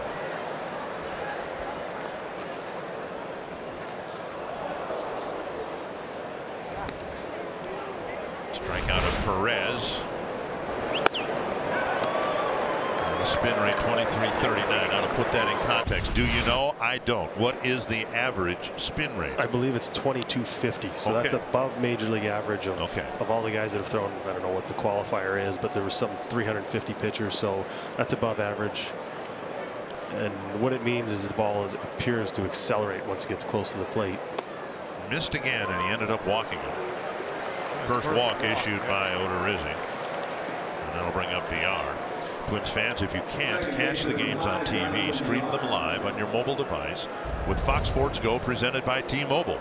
Download the app, take Fox Sports North and Twins baseball with you wherever you go.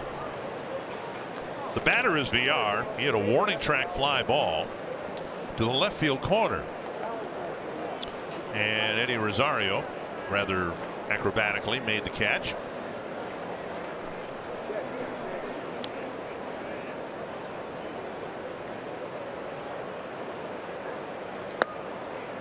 Up high, ball 1.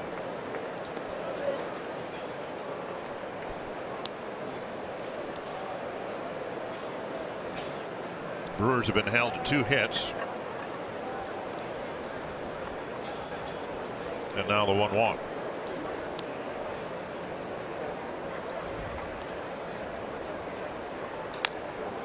Tap foul, 1-1. Twins will play in Milwaukee July 2nd, 3rd, and 4th.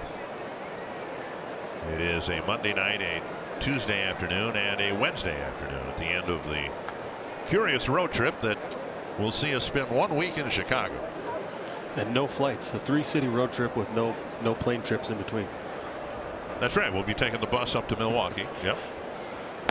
There's a called strike, and it's 1-2. Good fastball in right there.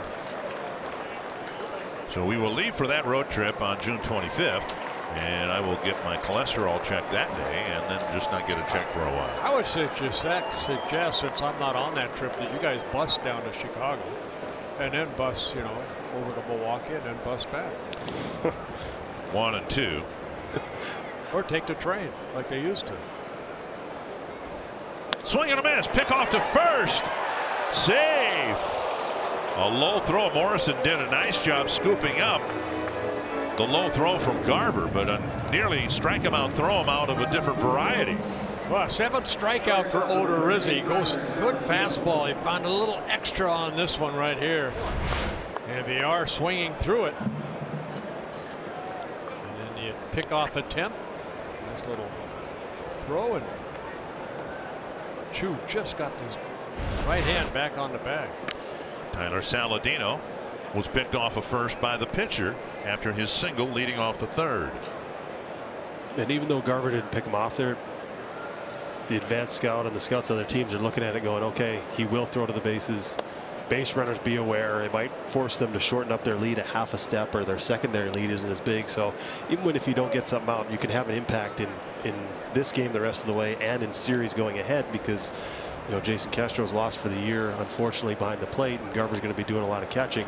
You want those teams to fear that your catcher is going to pick guys off. He's going to be able to throw guys out on the bases and not feel like you can run freely out there and do whatever you want. I'm glad to hear you say that, because I've often thought that catchers should do much more of that. It's a 90-foot throw, or even a second base. They make that throw at the end of every half inning during the inning break, and I think you see the really good. Molina does that real well with St. Louis. Right. Perez, Maldonado of the Angels. Ivan Rodriguez was one of the best at that. 2-1. But you think of what's one of the first things you say in a team meeting when you go in and you go over, okay, good arm in right, good arm in center, or you can run on the left field, or whatever it is. You kind of go over these defensive things. Well, one of the first things you see when you go to St. Louis, beware, Molina will throw behind the runners, and it makes those base runners aware of something can happen when you're on the base. And even if it doesn't result over the course of the season more than 1 or 2 pickoffs, how many runs does it save because the runner at second base is a step or two shorter, and maybe he's thrown out at the plate, or maybe he's not sent at all on a hit to the outfield. Exactly. It gives your outfielders a chance, and it makes that third base coach's decision a lot more difficult. 2-1 to the batter, and now 2-2. And that high fastball just looks so good coming in, and you just tell yourself, don't swing at it, don't swing at it, don't swing at it. And then you see where the Garver wants it down and away, but you know what, even though you're thinking about putting it there, make sure something's on it, and enough was on it to get the swing. 2-2 to Saladino. Excuse me. Be a tough play, and Odorizzi and Petit nearly collide. The ball nearly settled in the grass without a bounce. That's how softly it was hit. First and second, 2 down, and now Jet Bandy. Yeah, wish my pitching wedge would do this. Look at that ball stick right there. Thank goodness that Escobar got out of the way at the last second. A check swing, infield base hit. Saladino 2 for 2. And when you're going good as a team, those balls fall. The ball Jake Cave hits would have been off the center field wall, gets caught, and we scored no runs that inning. And all of a sudden, this rally starts with a good at bat and a walk, but then also a little, over the pitcher's mound. Ball goes 75 feet, and he gets a hit on that ball. Jet Bandy will hit with 2 men aboard. Garver to the mound, and a whole bunch of signs being given here. And that mound visit right there is a trip to the mound, so Twins that used their first.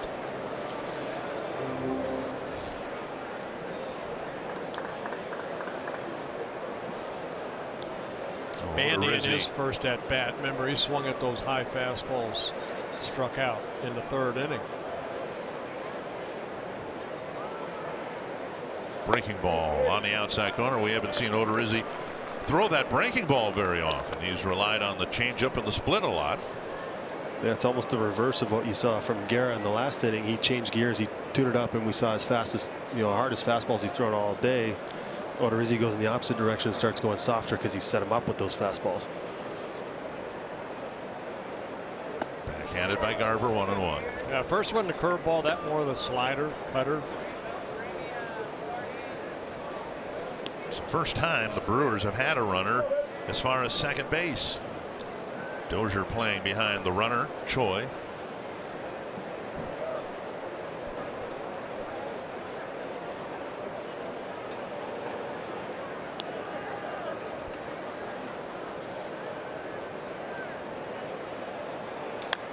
Breaking ball fouled off the end of the bat. And this is a situation as the base runner at first base, Tyler Saladino, knows with Choi in front of him, who doesn't run very well, if there's a ball hit to the outfield, Saladino's, and you see the first base coach talking to him right now, saying, hey, if he sends him, you might want to keep going because you try and get those infielders to cut the ball off to make sure that run scores. In a tie game at this point, you'll trade an out for a run if it looks like there's going to be a close play at the plate. You see Bandy hit a ball hard to the outfield, you'll probably see Saladino keep running to try and draw a throw and get it cut off if they send Choi. 1-2. And Bandy lays off a very high fastball. But that's the thing I love about baseball is there's so many things other than just the hitter and the pitcher going on that you have to think about as a baseball player. You have to be aware of who's in front of you on the bases, the score, the situation, the outfielder's arms, and then you have to judge how hard that ball's hit and how important that run is. And there's so much you can do as the game's going on other than just have a conversation with the first base coach or the first baseman or whatever there is. Just got a piece of it. And Odorizzi has really pitched well this inning. He's got to find a way to get out of it, but the little chip shot base hit by Saladino, and Bandy a couple times has been lucky to make contact against him. Yeah, I'm very happy at the first 4 innings. Just a little bit too many pitches here this inning. Pitch number 85 coming. You see where that pitch was, almost the same pitch that Bandy swung through to strike out in the 3rd inning. So 3 straight breaking balls, then a couple fastballs. See what he does here. Garver sitting down and away. Got him. A perfectly placed 92-mile-per-hour fastball ends the threat in the top of the 5th.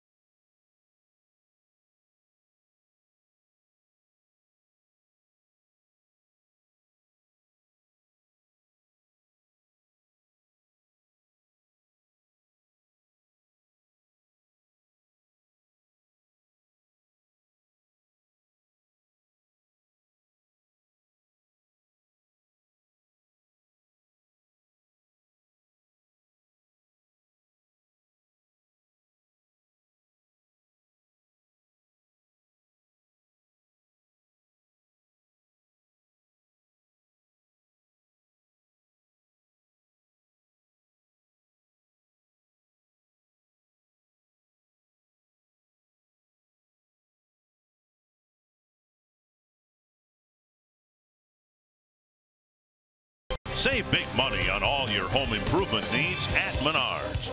And by Dodge. Visit Dodge.com or your local dealer today.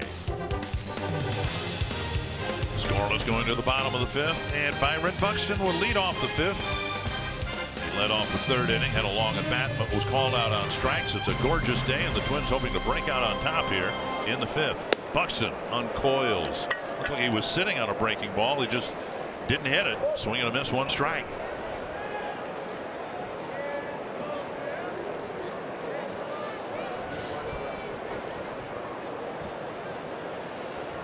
And now a base hit to left. 2 of his best swings since he's come off the disabled list. They were both aggressive. He missed the first one, but didn't miss the second one. Good to get Byron on right here. Twins had an opportunity last inning. Let's see if they can take advantage of it with this leadoff single by Buxton.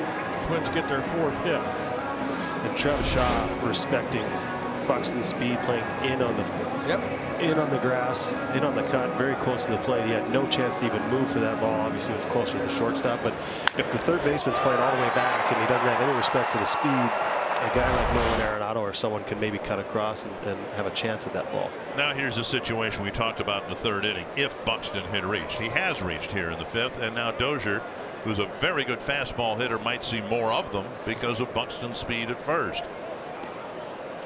Interesting, last night after the game, Buxton talked about why he didn't steal in the ninth inning. He came in as a pinch runner, and he credited Josh Hader, with doing a great job of holding him on. Craig Counsell mentioned that after the game as well. So he'll draw a lot of attention here from Guerra after his leadoff single.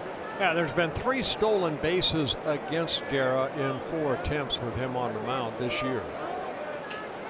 He'll try to speed up his delivery. Ball 1. Sometimes means that Brian might get some more fastballs here. And you know Buck wants to run. After getting in that pitch running situation last night, he doesn't want to stand on first base too long now. And as a hitter, you want the guy to run early. You don't want to get into a 2-strike situation and see that runner take off. At least for me, because I was going to give him a chance. If he was going to take off, I was going to let him run. I wasn't going to swing. If I saw him leave, I was going to take it if I could and allow him to get into scoring position. Put the pressure even more on the pitcher and give myself a chance for a single to score him, as opposed to an extra base hit being needed. So Dozier, if he sees him run, he may take a pitch right here. It's not a bad pitch to run on. And Byron usually likes to take off early too, so he doesn't put that hitter into a 2-strike situation. And the pitcher here doesn't want to fall behind 2-0. Right. So if it's in the zone, it's going to be a good pitch to hit, and he doesn't want to throw off speed. So Byron being out there just puts so much more pressure on the defense to pick who they want to go after and how they want to handle this situation. 1-0 to Dozier. Popped up. Back near the screen, and Bandy has no play. 1-1. We should allow Buxton this. I mean, he hasn't played in 3 weeks, and he hadn't been on first base much at all. The one hit that he got was a bunt single with an error. He ended up at second base. So his base stealing skills might be a little rusty. He's got the speed, but you're looking at the pickoff moves last night against a lefty and today against a righty. And a couple of times here today with Guerra on the mound, it looked like Byron was a little late in reacting to a pickoff throw. 1-1.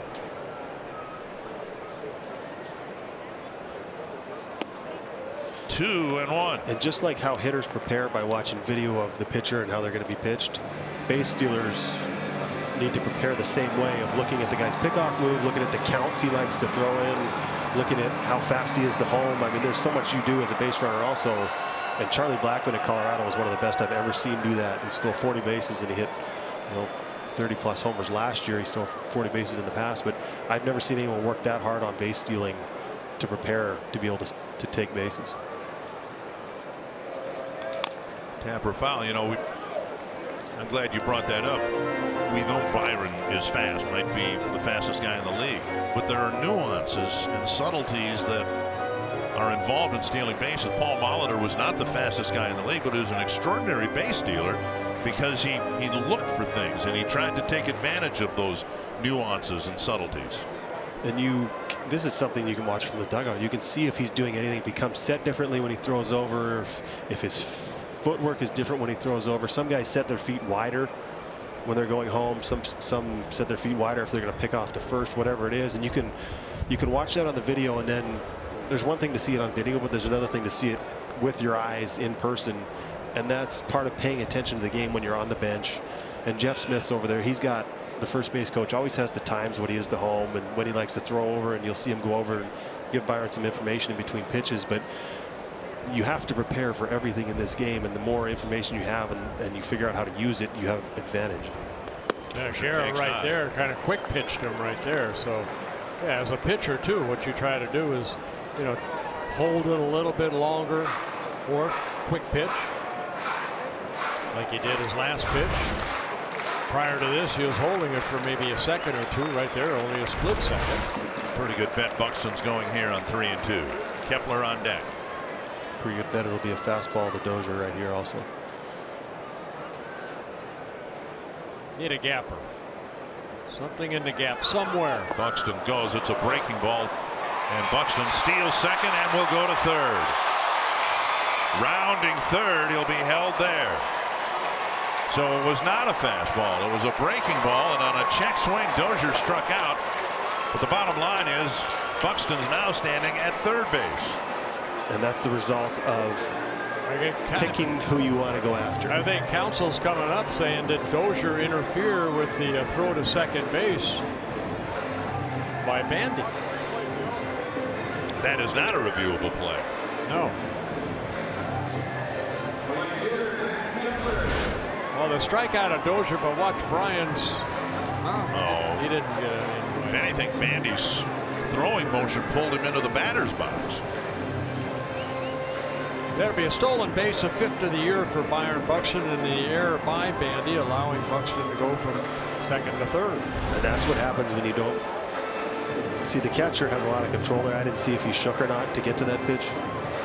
But when you don't throw a fastball, you don't have a chance to throw out Buxton. He ends up on third base. The catcher rushes his throw, and you end up creating havoc on the base pass, and the result of Byron being on base. Buxton at third, one down, and Dan Jennings will come in to face Max Kepler.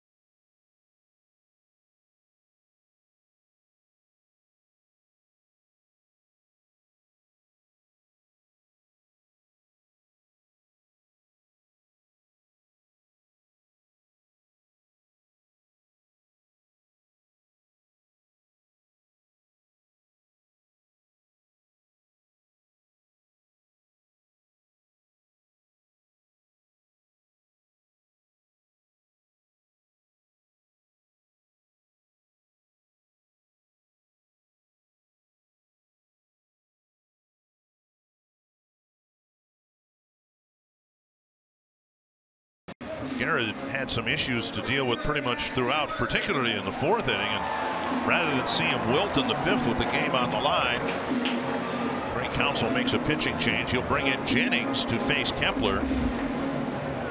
Kepler was the first man Jennings faced last night, and Kepler hit a little number to third base. Yeah, Jennings pitched well, an inning and 2/3, did give up a couple hits, no runs with a walk and a strikeout through 18 pitches last night, making his 23rd relief appearance. Infield in with Buxton at third and one away. He'll probably be going on contact right here, so it'll be interesting to see how they approach this at bat. Breaking ball, swing and a miss. We've talked at length this year how Kepler's done such a better job against lefties. In fact, coming into the game hitting .324 against them, and significantly just one off the team lead for at bats against lefties. One strike. Nice block by Bandy. In other words, we started the year wondering how much Kepler was going to face left-handed pitching given his struggles last year. Well, Escobar he's a switch hitter, 38 at bats against a lefty, and Rosario 38 at bats against lefty. Then it's lefty, and then it's Kepler with 37. 1-1.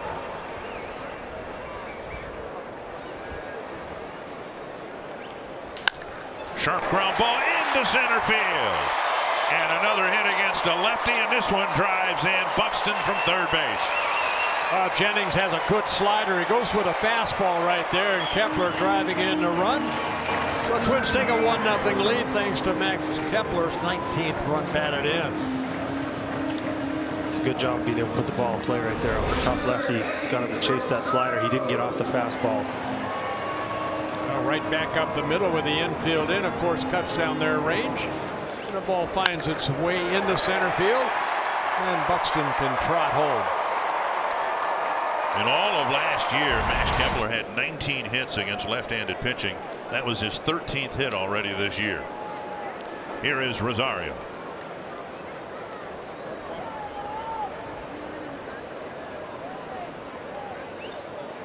And a fastball down the middle, a strike.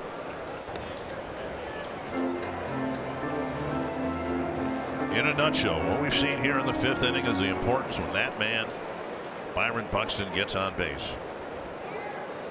Eventually tried to steal second, did so, and ended up at third base because of a throwing error. Comes in on a ground ball that would have been an out if not for the drawn-in infield. So the inning continues, 2 strikes to Rosario. And now they will put 4 men way over on the right side. The third baseman, Shaw, is swinging over and playing between the second baseman and the first baseman. And Saladino, the shortstop, playing on the left side. 0-2. And the reason you do that a lot of times is to keep your middle infielders on the middle part of the diamond. You want your third baseman on the third base side for the slow roller, for the bunt, whatever, the guy who's accustomed to making that play. And now there's 2 strikes. You don't have that opportunity where that he's in a bunting count. So now you keep your middle infielders. If there's a double play to be turned, you have both your middle infielders in the middle of the diamond. Rosario got a base hit off of Jennings in last night's ball game in the 5th inning. Fastball off the plate, 2-2.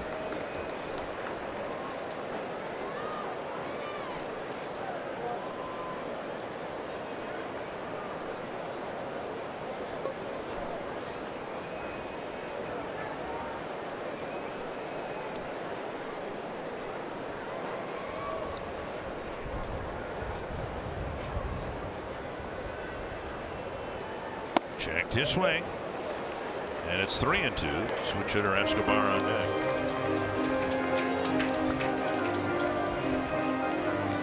Twins saw a lot of Jennings when he was with the White Sox for 3 years, parts of 3 years. Finished the year with Tampa Bay last year. He was actually, I mentioned last night, released by the Rays late in spring training and then signed with the Brewers in late May. And they've got Kepler picked off, and Aguilar's throw is in time to get him. So guessing that on 3-2 Kepler would be taking off. He was, but Max left too early. 2 away. A nice job by Aguilar right there. Comes in, he creates an angle for himself to throw. He steps towards the pitcher, gives himself an angle so he's not looking at the runner's back before he makes that throw, gets rid of the ball quickly. Yeah, Max was going on first movement. Just so happens first movement for Jennings was to throw to first. And now Rosario with the bases empty. Hooks one foul. But you got to make sure, right, as the runner, you've got to make sure that he delivers home. Yep. And sometimes that comes from the dugout. It depends. It depends on if it's straight steal, you know, tell him just go, don't worry about it, or is it more of a hit and run type situation? Make sure he goes home. It's hard to tell because a lot of times now they're saying make sure you get a good jump, because the worst thing that happens is strikeout, throw out, double play right there. So if you're going to run, you know, I agree with you guys. You have to make sure he does it, but you don't know what he was told. Rosario swings through, pitch up and in. The Twins, after Buxton's leadoff single, finally score the first run of the game.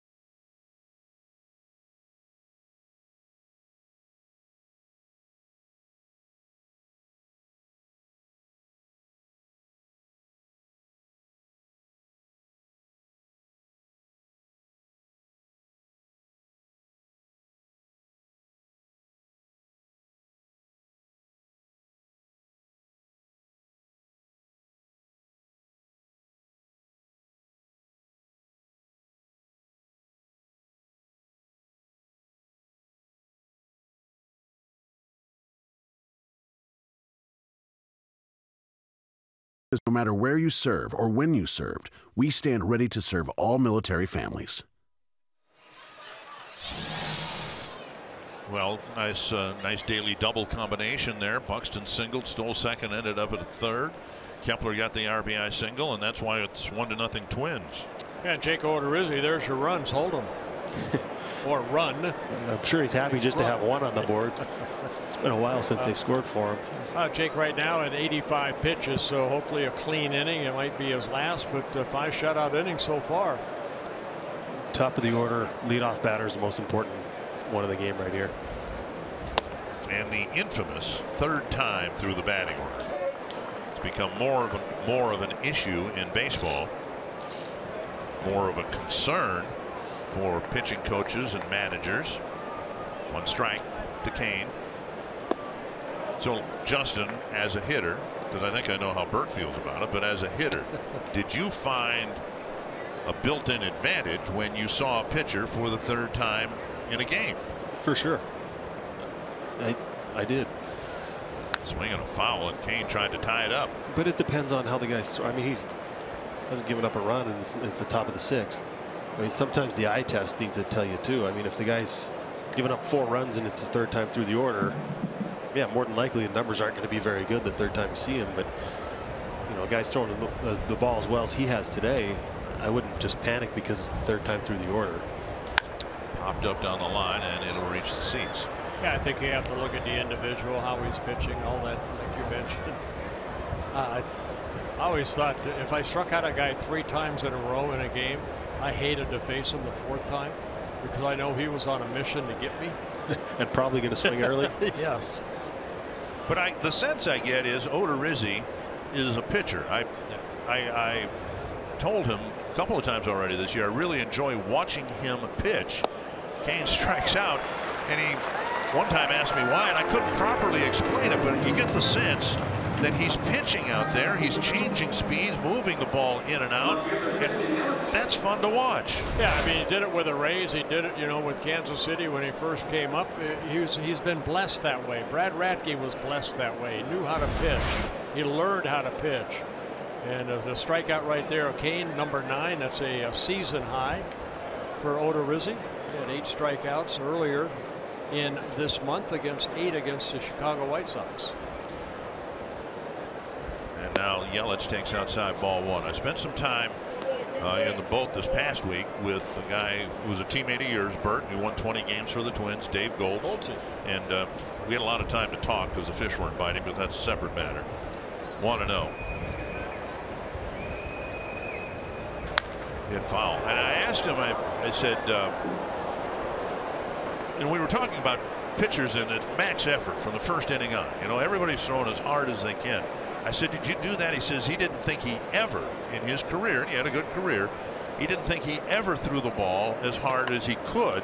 He threw the ball as hard as he had to get the batter out. And there is a difference, isn't there? Oh, definitely. You know, you want to get that first hitter. If you throw a 2-seamer down and away, you know, nice and easy with a little movement, they just ground ball. That's what you want. Now with a runner at 3rd and 1 out, now you might have to find a little extra. Right. You know, the Gibson type, Bob Gibson type stuff. And we made the point during one of the telecasts on the road how, you know, Goldson had a great knuckle curve. One pitcher was, you know, trying to get by. I think it was Lance Lynn in his start against the Angels, perhaps. Swing and a miss, another strikeout. The one pitcher was using his fastball the first time through the order, and the other pitcher was using everything he had first time through the order. Watch every out-of-market regular season game live or on demand at home, in the office, or on the go with MLB.tv. Your subscription includes MLB At Bat Premium, allowing you to watch live baseball on your favorite supported devices. Blackout and other restrictions apply. Visit MLB.tv for details. Well, 10 strikeouts now for Odorizzi, a career high 11 back in 2014 with the Rays against the Indians. Going back to your point about seeing a guy 3 times, I always felt like the numbers off lefty can get skewed a little bit because a lot of times you're facing the lefty reliever. I felt like if I faced the left-handed starter 3 times, I was going to get a hit off him one of those times. And that's the difference. I think sometimes we look at left-handers versus left-handers numbers, and they're not always fair, because you might start against a right-handed pitcher, but then, like you see Max Kepler, he was successful in the at-bat, but he's getting a lefty-lefty matchup in the bottom of the 5th inning, and if he comes up again in the 8th, it's going to be against the #1 lefty in the pen. So his numbers, he's facing those guys who are specifically in the bullpen to get him out as left-handed pitchers. Now, if I face that starter 3 times, yeah, I feel like I get 1 shot. And that's just tied the game. Aguilar with a long home run, his 4th of the series. Odorizzi was 1 good pitch away from striking out the side in the 6th, but Aguilar takes him deep. Well, the 4th home run in this series for Aguilar, and it just seems like that ball right there. I mean, Odorizzi, something off speed it looked like, and Aguilar just jumped all over. Wow. And a good short swing from a taller guy, a big guy. But see the pitch, fastball up. He's had a lot of success with that pitch, but Aguilar with that short, powerful stroke hit it a long ways. That's what the Brewers did last night. Whenever the Twins scored, the Brewers almost immediately responded with some runs of their own. It's amazing. You can throw almost 100 pitches, you know, and pitch great, and then maybe you hang 1 pitch, and it's all of a sudden it's a tie ball game. So again, not a lot of run support for Odorizzi, and he himself knows, boy, I've made a mistake right there, but it's the way he pitches. You're going to be aggressive. And Shaw tried to back it up with one of his own. Comes right back with a high fastball. 10th home run that Odorizzi has allowed on the year, this being his 10th start.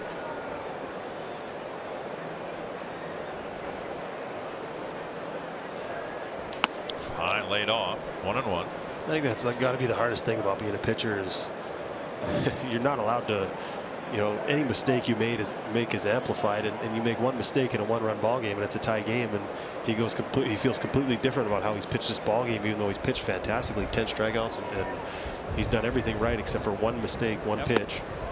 2-1. I remember I could throw a complete game, win 10-1, and you give up a home run in the 9th inning, and the first thing they ask you is, what was the pitch the guy hit? No, it wasn't that I completed the game and won. It was, what did he pitch? Yeah, or if he gave up the run in the 1st and threw 8 shutout innings after that, the home run wouldn't even be brought up. But it was a knuckleball. 2-2. You don't throw a knuckleball. I did on that guy. I'll never throw it again. Twice this year, Odorizzi's thrown as many as 106 pitches, and this will be number 102, and he hopes it's the last of 6 complete innings.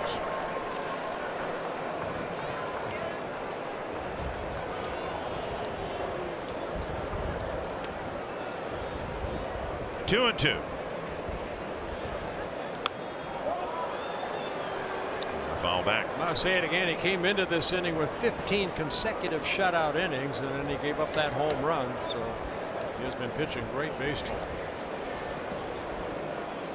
Aguilar with 7 home runs on the season, and 4 of them in this series.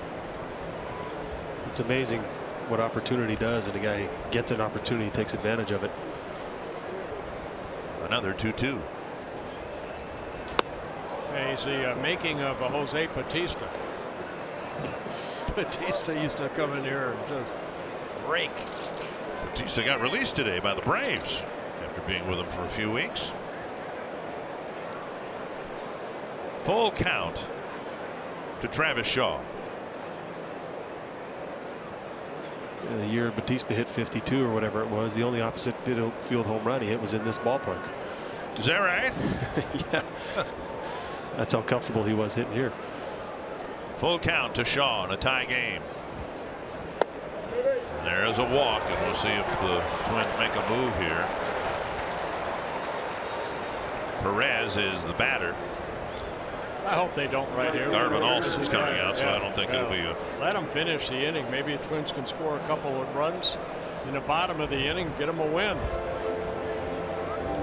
And I think this probably will be the last batter he faces with Taylor Rogers warming up in the bullpen. They got the lefty up and you got Choi on deck. Right. So this is probably a meeting of give him a little time, give him a breath. He's close. He's over 100 pitches, so give him a little time to settle down, figure out how they want to approach Perez right here, and get to the finish line, get back in the dugout, let the boys score some more runs.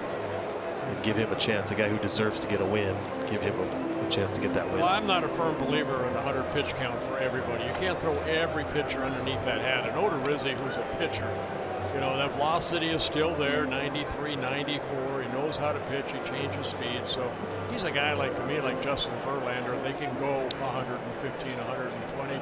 My goodness, they have 5-6 days to rest between starts. The batter is Hernan Perez. Okay, I'll get off my stool there. Perez with a fly to right and a strikeout. Way out in front. Again, the point I think is fair that Odorizzi really hasn't thrown many pitches under duress. He had to, you know, work a little bit to strike out Bandy after the little infield hit, put runners at first and second. But other than Choi in the fifth, the Brewers still haven't had a runner stand at second base. Aguilar crossed second base on his home run, but he hasn't had a lot of pitches under duress today. Right. 1-1. And that comes into play too when you let the guy hopefully get that final out. And Odorizzi kind of looking at that middle finger, maybe a blister issue or something. We showed you Rich Hill. Now Joe West checking, making sure he's okay, and whether there's a blister that's popped and whether, well, Odorizzi will try to bear down here and complete the sixth inning. 1-1.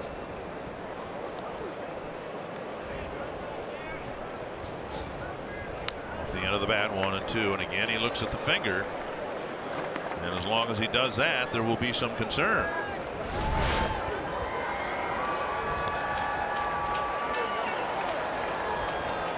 And he's a competitor. He does not want to come out of this ball game. He's not looking at the dugout waiting for somebody to come out. He's wanting to finish this inning. He wants to get back in the dugout. And he wants this to be his last batter. He's not looking for an easy escape from this inning. Good 4 innings. The pitch count was excellent. In the last couple, a little bit too high. Runner goes on the pitch, punch toward right field. Dozier out. He won't get there, and there will be runners at first and third. Sending the runner, and Dozier covering the bag opened up a little area, and it's another soft single for the Brewers against Odorizzi. And that's going to bring Paul Molitor out.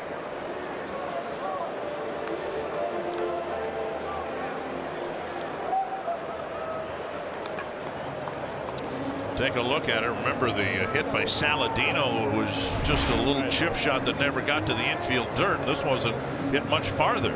Yeah, with the runner taking off, it was Brian that was covering second base, so he kind of left that area, and by the time he could get back, just out of his reach. And Odorizzi with a great effort here this afternoon, but he will not get the win.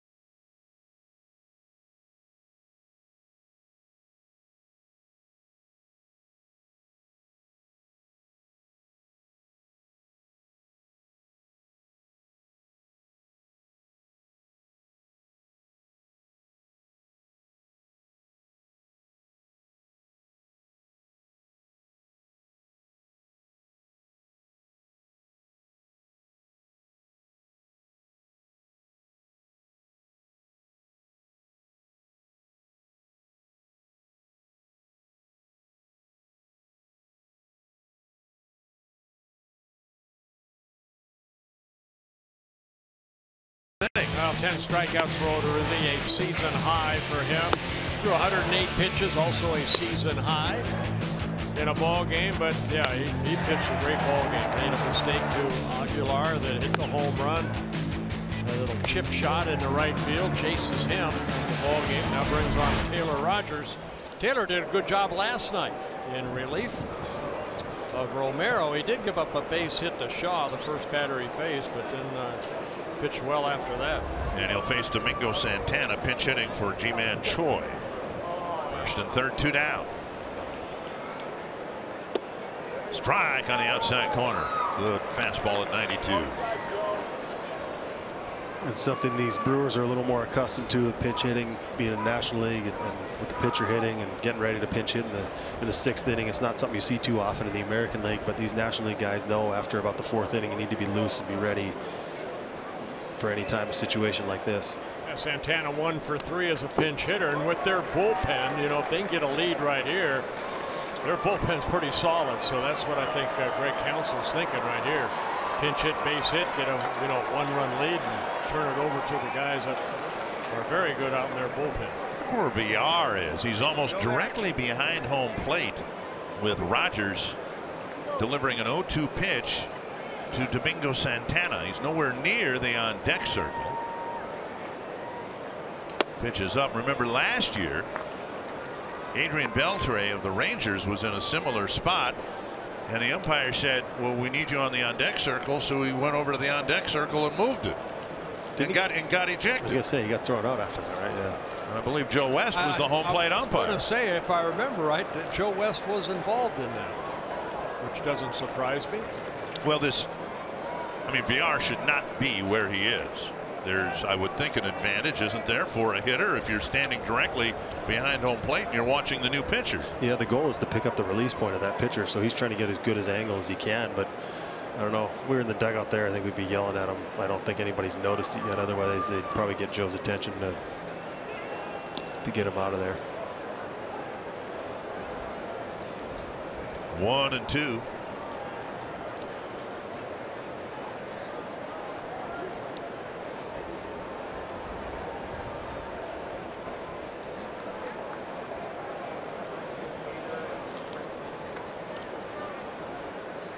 Runner goes, swung on, miss. Rogers strikes out Santana, and the Brewers get one, but strand 2.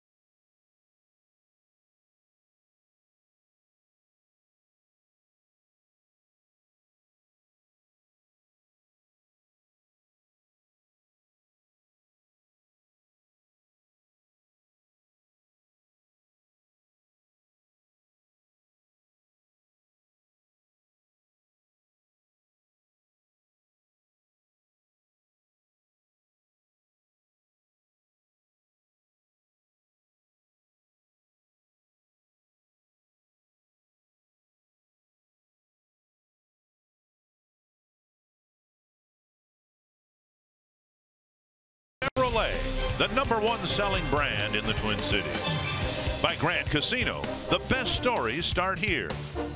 And by Wisconsin Dells, the water park capital of the world. When the Twins play in Milwaukee in early July, they hope Jesus Aguilar has cooled off, because he has been a very destructive hitter against the Twins in this 3-game series. Came into the series with 3 home runs. He's hit 4 home runs in the series. Now the Twins in a tie game will send Escobar up against Jennings. Strike on the outside corner.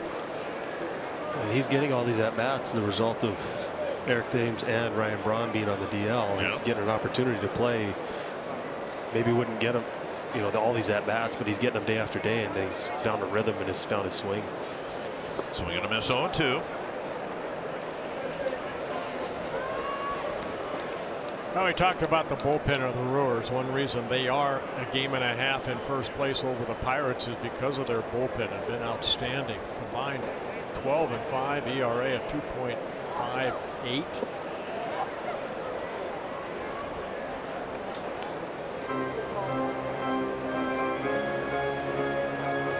Taylor Williams has been very steady for the Brewers.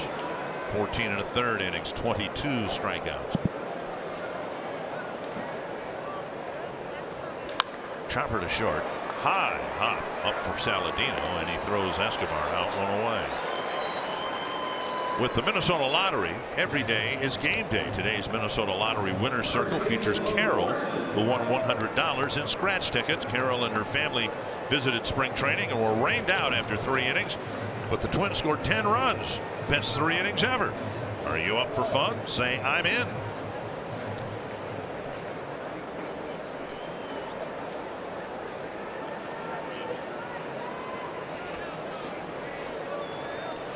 Logan Morrison, the batter, and he takes just inside ball 1.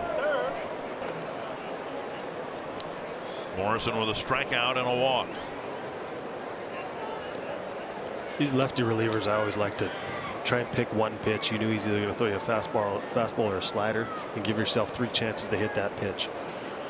Well, Morrison got a double in last night's ball game against Jennings, but not this time. Soft 1 hopper fielded by Aguilar. 2 down, and that'll bring up Garver.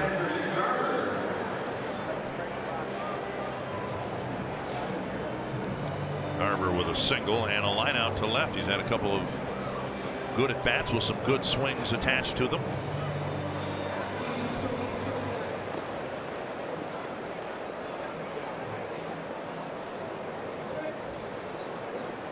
Twins got a run, scratched 1 across in the 5th, and then the Brewers, as they've done throughout this series, answering immediately.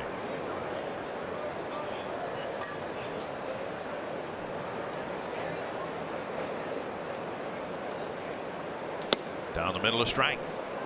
I think there's 2 reasons that Garver's allowed to face him right here too. Number 1, Hader's probably not available, and it's a tie game, so you kind of have to be careful of how many guys you're using up in the bullpen with having to go to the bullpen in the 5th inning to bring him in.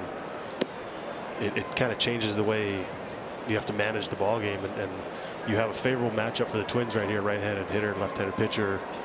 Normally you might see a righty come in this situation, but because you're down 1 guy in the bullpen and the score is tied, you kind of have to approach it a little bit differently. Well, Jennings in last night's ball game worked an inning and 2/3 through 18 pitches, so pretty good as far as getting the ball over the plate. 11 strikes. And now the outside corner, breaking ball, and it's 1-2.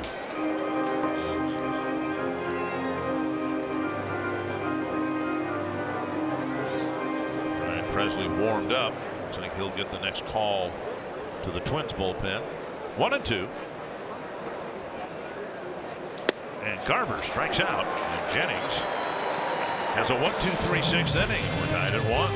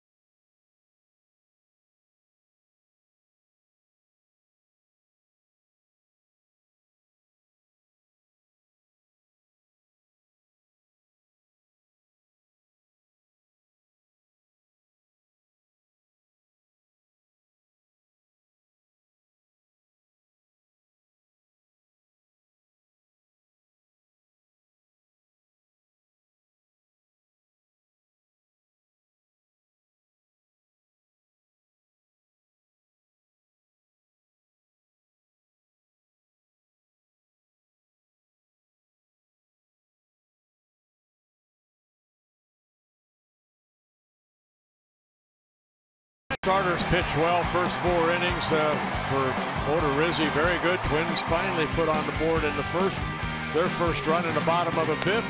Odorizzi, season high 10 strikeouts, season high 108 pitches thrown in 5 2/3 innings. Gets a no decision, and the only mistake he made was Aguilar's solo home run in the 6th inning. Rogers will be left in to face VR, who's about 100 points better from the other side of the plate than he is from the right side. And then Saladino, another right-handed batter. Jeff Bandy. It's the bottom 1/3 of the Brewer lineup, and Rogers delivers strike 1.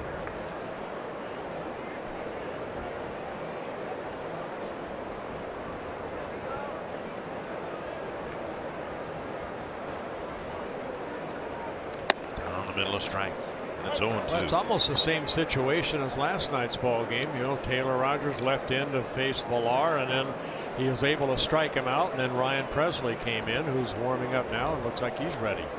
And what we've seen in the first quarter of the season so many times, the team that makes the plays in the final 3 innings or gets the big hit, there's a check swing and a strike 3, is the team that will win the game. We saw it last night. Morrison gets picked off of second base, and it's a tight ball game and all that, and then Yelich gets his big bomb in the 8th inning, and so many games are decided late, and that's why there's been so much emphasis placed on the bullpen these days. Building up the bullpen. Villar couldn't hold up, went too far. Good outing for Rogers. He faced 2 men, struck them both out, and with 1 out, Ryan Presley will try to clean up the 7th inning.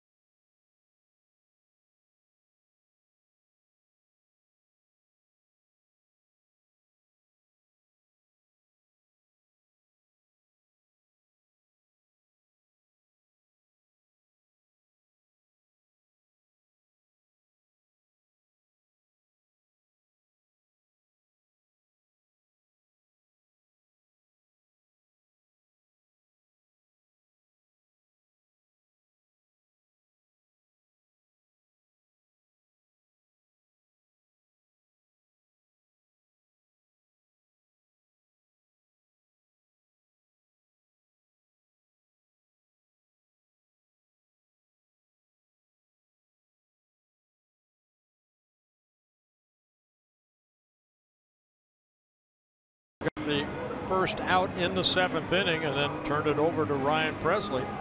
So Ryan coming out, he worked in last night's ball game. He was outstanding. 8 pitches, all of them for strikes. Had 1 strikeout, retired the last 2 batters in the 7th. And that's all he was asked to do. And see if he's asked to do that here tonight or this afternoon, making his 23rd relief appearance. Saladino will bat. He's 2 for 2. He's a little more proud of his first hit than his second one.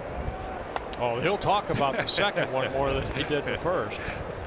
A check swing, little pop-up that landed in no man's land between the shortstop and the pitcher, never did make it to the infield dirt. 1-0 to Saladino. Big swing and a miss.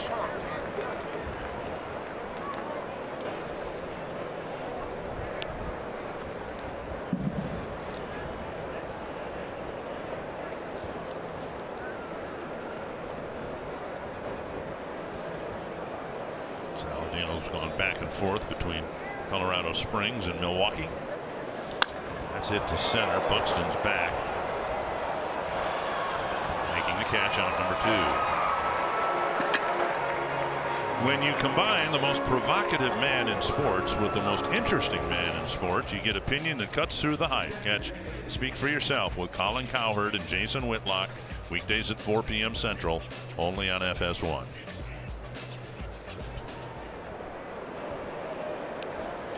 Jet Bandy facing Ryan Presley. Yeah, Bandy 0 for 2. Odorizzi struck him out the first the 2 times he was up. Big swing and a miss. At 99-mile-an-hour fastball.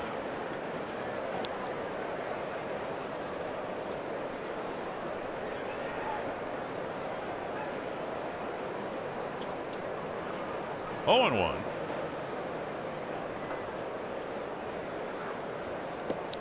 Landed in front of the plate.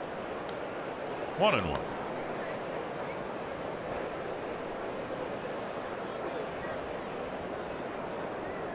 Ryan, 29 years old. The Twins got him as a Rule 5 player from the Boston Red Sox back in 2012. That quicker breaking ball. What do you call it? A slider or a cutter? Yep. But boy, that's really been a good pitch for Presley lately. You know what? He's got 3 good pitches. I think when the Twins first got him, they even thought about, you know, they had to go through the Rule 5 thing, but maybe making him a starter. He has starter type stuff. I think he's done a great job in the role that he has found himself in. 1 and 2 to Jet Bandy. Popped up.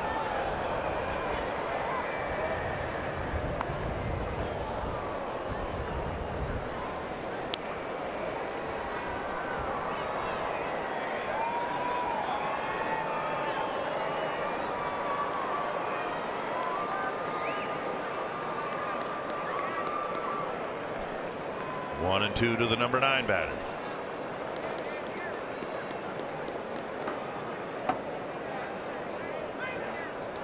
That's hit to center. Buxton racing in, Dozier out, and it lands safely. Another bloop hit for the Brewers. Yeah, another chip shot right there. Bandy has one. Perez has one. Saladino. Right. Right off the end of the bat on a curveball. Take a look at the pitch. And the ball just falls in no man's land. Dozier going back as quick as he can. Buxton, if he can't catch it, nobody can.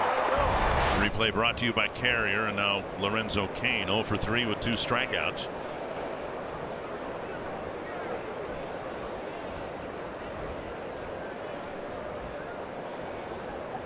Sharply hit up the middle, a base hit. Bandy will check in at second base.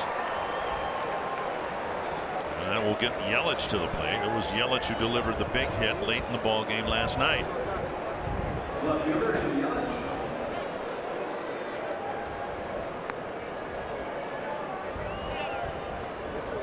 Yeah, that off of Addison Reed on a fastball away. We'll see how they go about their business here against Yelich. For Kyle Gibson here a couple nights ago, everything was in. Yelich today, a fly ball, a pop up, and a strikeout.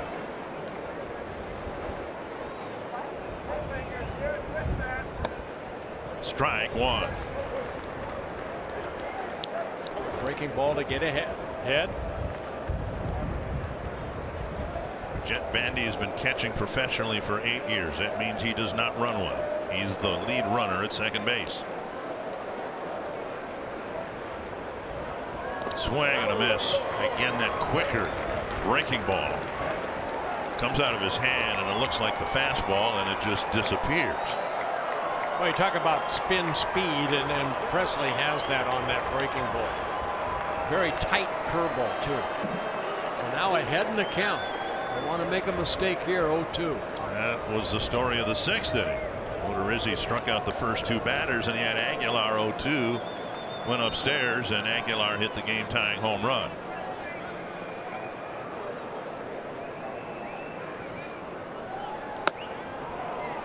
.98 up and away.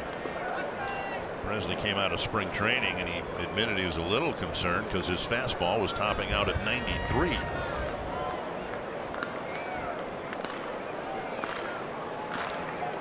Well, the bell has rung for him. Big out right here. Let's fights one off.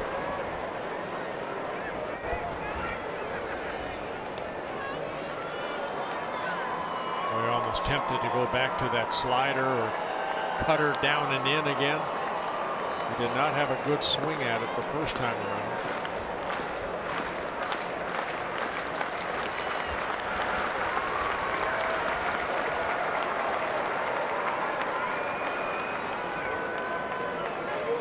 Struck him out. Went back to it. Got a big strikeout. Good outing for Presley. Giving up a couple of hits, one of them a little flare into right center field. And a pitch that would be impossible to hit, and Yelich missed it. 1-1 our score, and now God bless America. Bless America.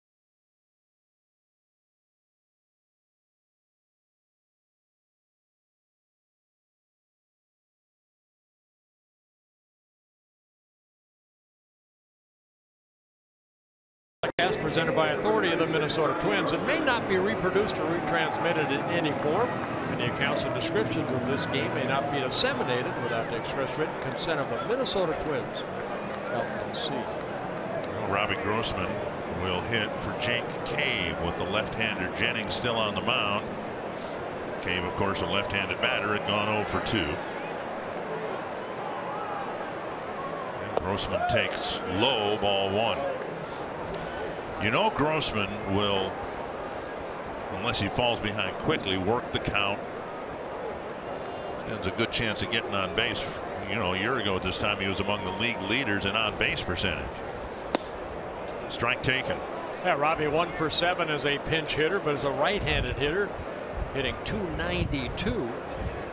It's only his second pinch hit appearance as a right-handed hitter.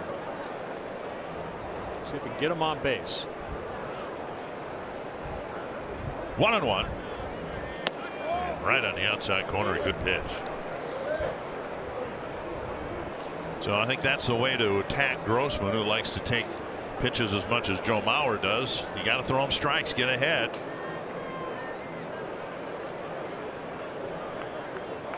Jennings has done that. 1-2.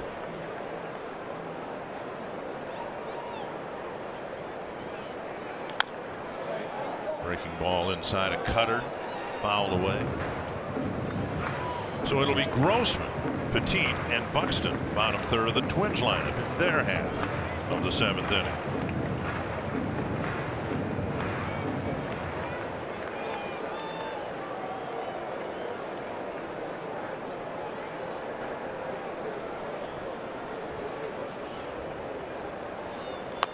Fought it off. Good swing. It wasn't a pretty swing, but it was a good swing because he fought off a really tough pitch and might get something he can hit now. Well, I talked about it earlier. You know, as a pitcher, you make your best pitch and you want to strike out. And Jennings right there made a great slider. Good location, but Robbie fouled it off. Let's see if he'll leave one up. And Grossman takes. It's 2-2.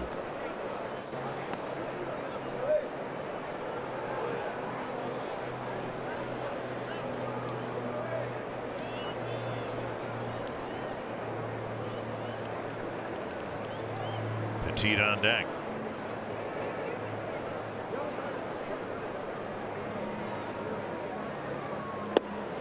And now 3-2. Just missed that corner away. Good eye by Grossman.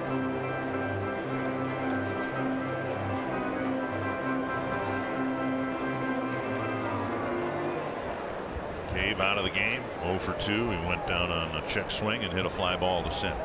Full count to the leadoff man here in the 7th.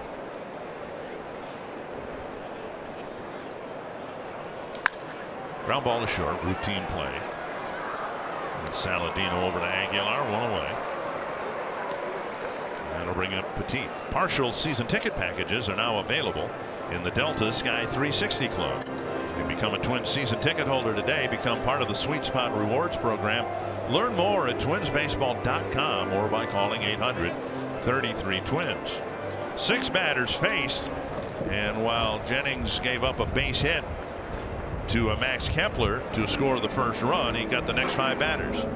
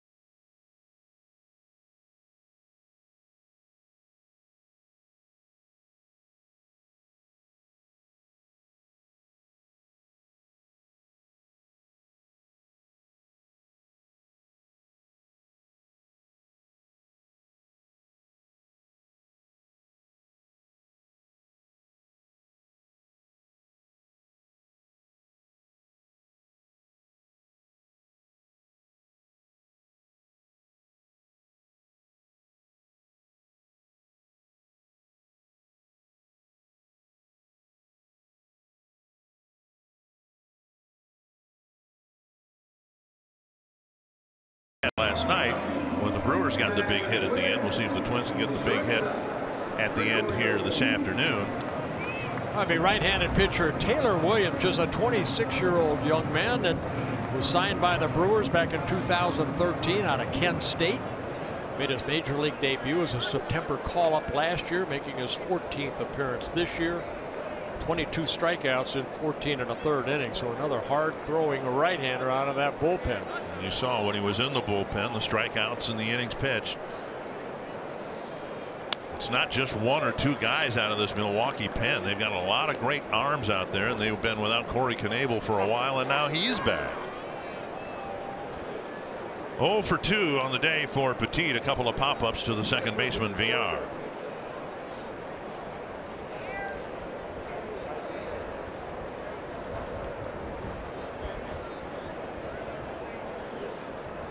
Breaking ball, and Petit with a half swing had the bat come out of his hand. Very hard slider by Williams. Williams went through the Tommy John surgery back in 2000, late 14, missed 15 and 16 as far as the seasons. But a nasty slider.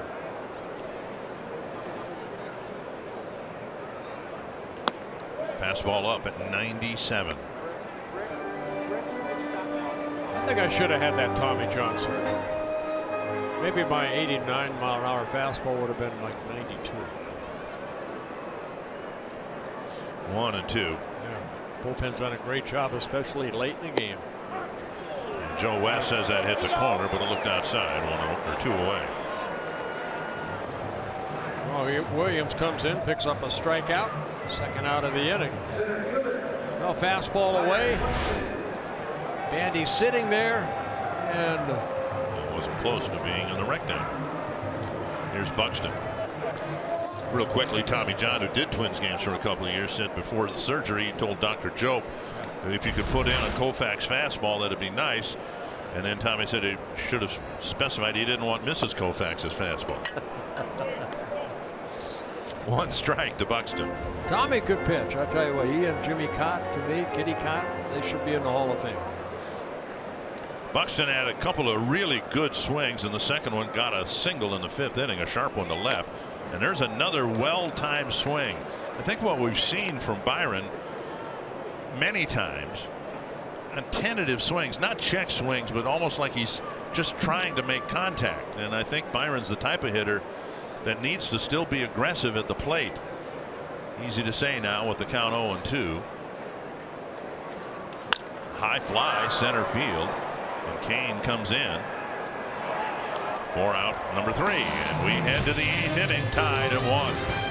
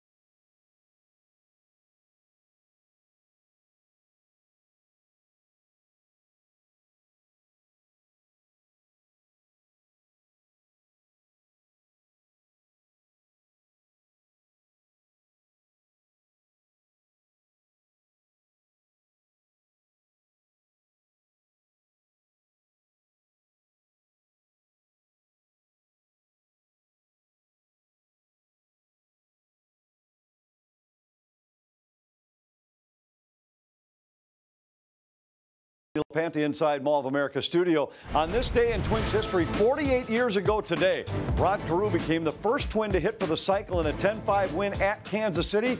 Wrapped it up with a triple against Al Fitzmaurice in the 8th inning. That was May 20th, 1970. Now let's go back to the ballpark.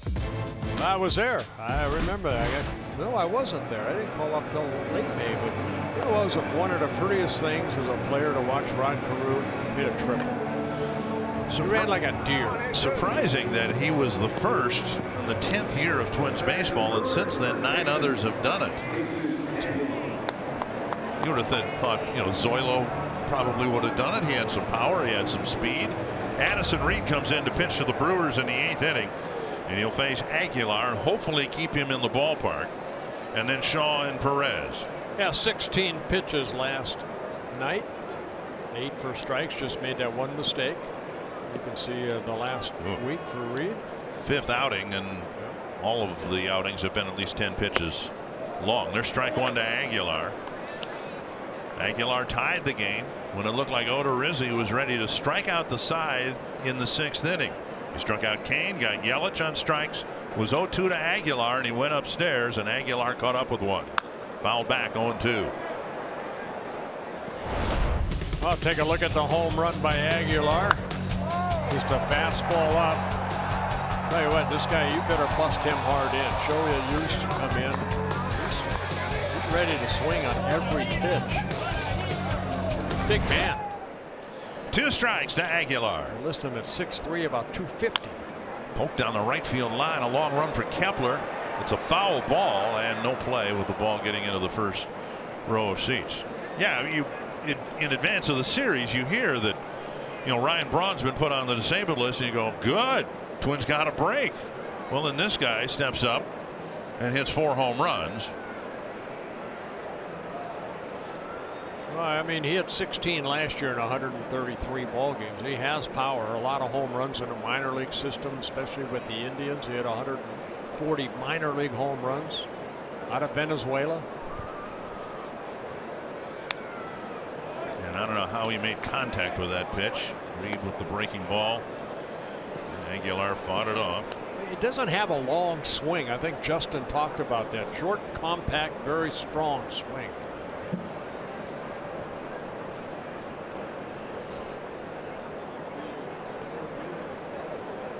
Two strikes. Basically lets his hands do the work, meaning, but he doesn't really.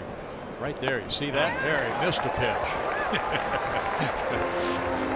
Stop the presses. Yeah. Good breaking ball, looked like down in the strike zone.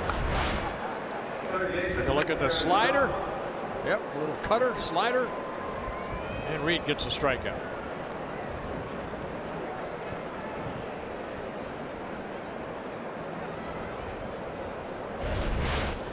And now Shaw.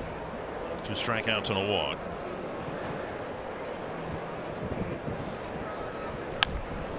Up the line. And Morrison to Reed, out number 2. You know, the Twins bullpen has had some good moments and some bad moments, and no one's trying to compare the Twins bullpen with the Yankee bullpen, or for that matter the Brewer bullpen. But you look at the opponent batting averages and the regular guys, the guys that are leaned on a lot. You've got Reed with an opponent batting average of 232, Presley 218, Rodney 246, and Hildenberger at 235. Well, those are all pretty good, you know, opponent batting averages for relief pitchers. It's just sad to say they're used, you know, day after day after day. That's going to be a concern. Yeah, I mean, it's not they're asked to maybe pitch a couple innings. It's usually, you know, 3 2/3 innings. That's tough. And we showed you the numbers on Reed. 5 times he's been out there in a week. Now, some of that is skewed because the Twins had so many off days, and so you would have some of the relievers used in back-to-back games, even though they weren't in back-to-back days. Right. 1-1, but still, I mean, everyday Eddie Guardado, as incorrect as the nickname was, but he got the nickname when he pitched in 81 games, half the games one year. And Twins have relievers now who are on pace to pitch in 90 or more ball games. 1-2. Perez fouls it back. I think that's probably the hardest thing for Galvin Alston or Paul Molitor to run a bullpen. You know, the starting are easy. You know, every 5 starters, they know what their routine is. Bullpen guys, you got to watch the pitch count, how many times they're up and down. Saw Ryan Presley yesterday get up 1 inning and then had to sit back down, got up again, got in the game. Not easy. Twins would love to get Rodney into a game in a save situation. We'll see if Reed can finish off a scoreless top of the 8th. Maybe the Twins can score on the bottom.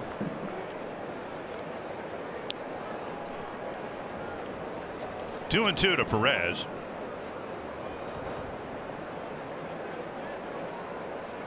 Foul tip. Garver took it off the mask, it looked like. Broke his sunglasses.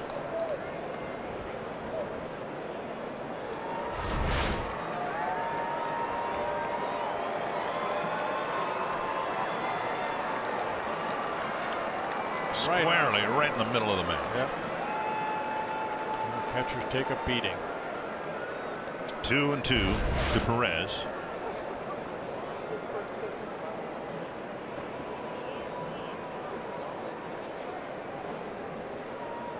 That's hit well to right field. Kepler is back on the track. Makes the catch right in front of the wall.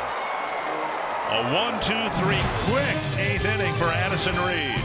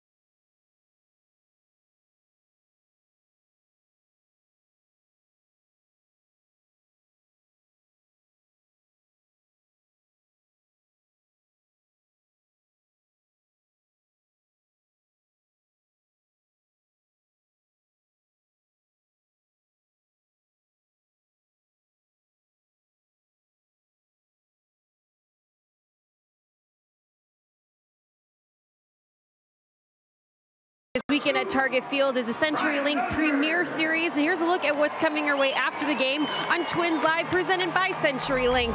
It's been an impressive series for Jesus Aguilar. The Twins certainly will not be disappointed to see him leave town. We'll take a look at everything he was able to accomplish at the plate. We'll also break down another strong outing at home for Jake Odorizzi with a season-high 10K. And we'll hear from Paul Molitor. And don't forget, afterwards, head to our Fox Sports North Facebook page for Twins Final Pitch, presented by Prism Research.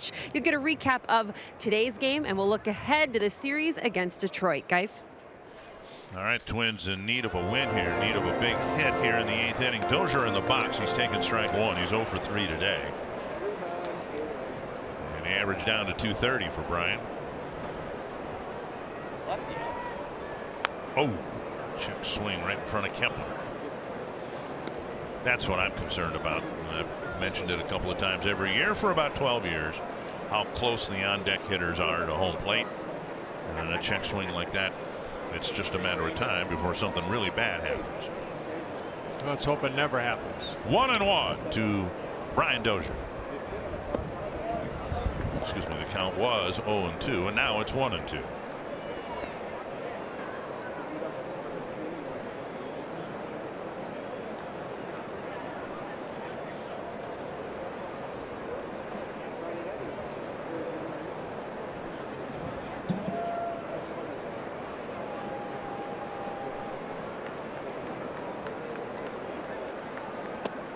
And now 2-2.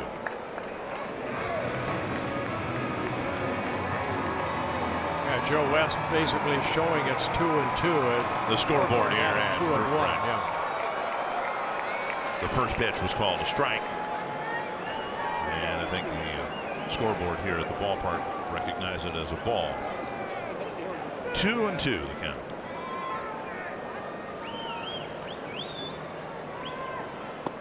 now 3-2. Kepler on deck. Yeah, Williams missing with that breaking ball.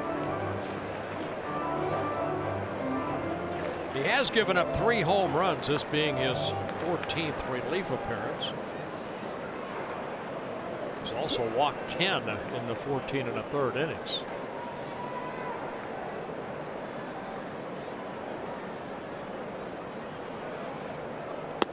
And a walk will put Dozier aboard. We've talked at length during the last few weeks how the Twins have hardly done any base stealing, with Craig Counsell coming to the mound. A likely pitching change here with Kepler due up. It'll be Boone Logan, I would imagine. But we saw in the 5th inning what the base stealing did to the inning. It allowed the Twins to score a run. So it'll be a lefty coming in to try to retire Kepler and keep a closer watch on Dozier.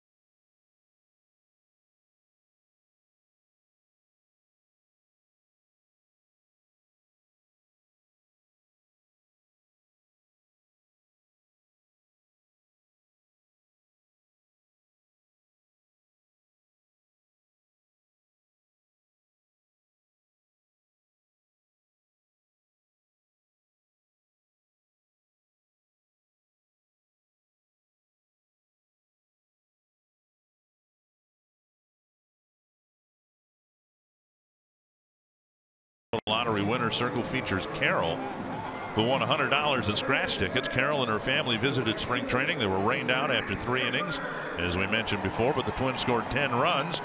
Best 3 innings ever. Are you up for fun? Say I'm in. Twins will settle for 1 run here in the 8th inning.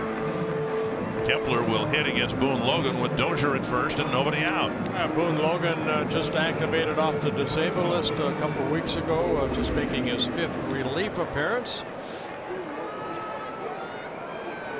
He worked here on Friday night. An inning, did give up a couple hits, a couple runs. Twins will take that.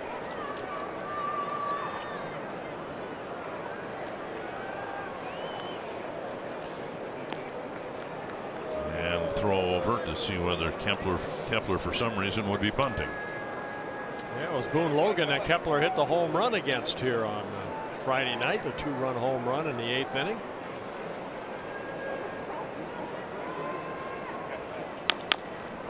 And Kepler going after that first fastball, tapping it foul, 1 strike. Well, Logan on Friday night left him a fastball, and Kepler deposited it into the right field seats. That tied the game at 4 apiece. Oh, excuse me, no, that was an 8-3 ball game. Think about that. You know, Justin's been up here talking about Max, and we've talked about it up here with you and the variety of analysts that have been through it. The fact of the matter is he's still using, he's got a much better approach against lefties, but he's still only using 2/3 of the field. His hits, most of them to right, some of them to center. But remember, Justin Morneau being so good against lefties, wearing out the gap in left center field. We haven't seen much of that from Max yet. Shades of what Justin said. He looked at John Olerud. Right. That's the type of hitter that Olerud was. 2-1 now to Kepler.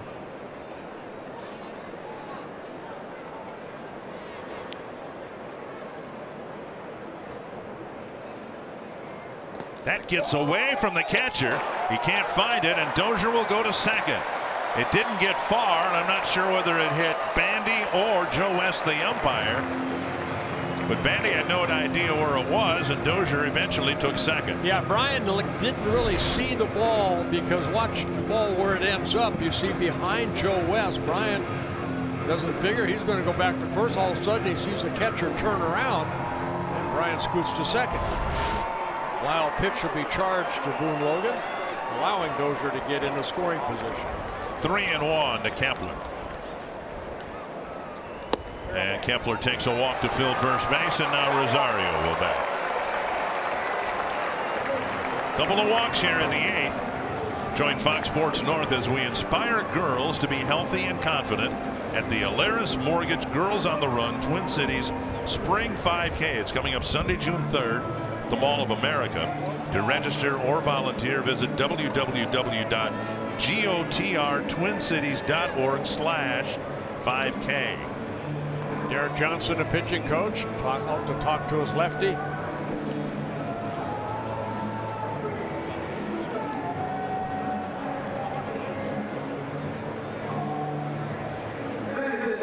The Twins would welcome a healthy report from Rochester regarding Miguel Sano. Sano playing 5 innings at third base today, committed an error, did not get a hit, but if he gets healthy, the temptation has to be there since Joe Mauer is out. Logan Morrison playing at first base. The Twins could conceivably get Sano back in a little bit quicker, just put him in as a designated hitter, right, and then split up some of these left-handed batters. Rosario takes down and away, ball 1. Now that only is a factor if the left-handed pitcher throws it over the plate. Switch hitter Eduardo Escobar is on deck, and then another lefty, Logan Morrison.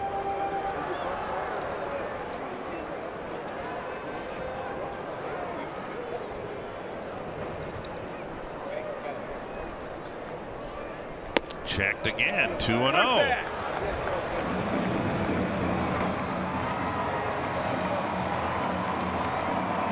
The Twins have just had a terrible time cashing in on other teams' mistakes here in this homestand, and now a couple of mistakes. Dozier with a walk, Kepler with a walk, and now a dangerous pitch to a dangerous hitter. Dribbler up the line, and essentially a sacrifice bunt. A check swing roller, and while the Twins didn't get a hit, some good fortune for the Twins on the check swing. Now second and third, 1 out. Yeah, advanced both runners. So even though Rosario may be unhappy at that at bat, he gets the job done and allows Escobar maybe to drive in a run or two. With a check swing, Shaw comes in, leaves third base open. Only play at first base for the first out. It opens up first base, and that will be filled by Escobar, who was intentionally walked. So now lefty against lefty. Logan Morrison with the bases loaded and 1 out. Morrison 0 for 2 with a walk.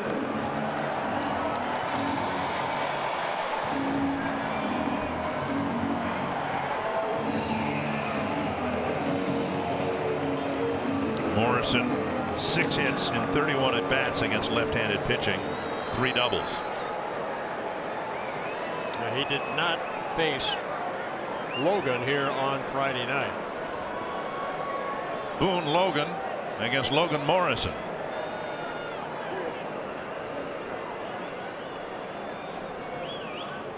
Swing and a miss. And Morrison just trying to, at the very least, hit a deep enough fly ball to get Dozier in from third.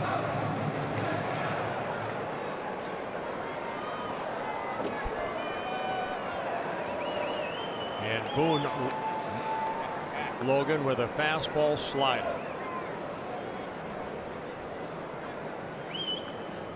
A drive to right field. It is deep. It is back high off the wall. 1 will score. 2 will score. Morrison with a 2-run single.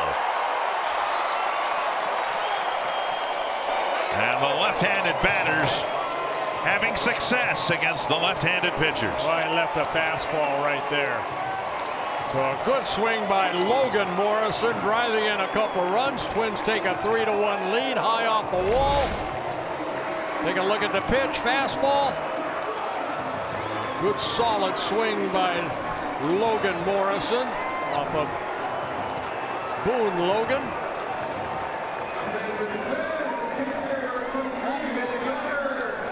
And now first and third, one out. Garver with a look at Gene Glenn. Some things could be in play here. The Twins tried a squeeze play earlier this year. I think Garver was the batter, and they got a breaking ball down and in, and the plan backfired.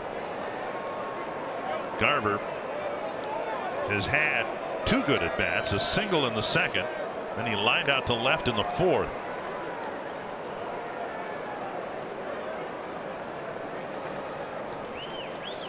There he is with what would have been a safety squeeze, but he took a strike. When the Twins put the play on earlier, it was a suicide squeeze, and the pitch was down and in. And here Garver squeezed with the infield back, or squared, and took a strike.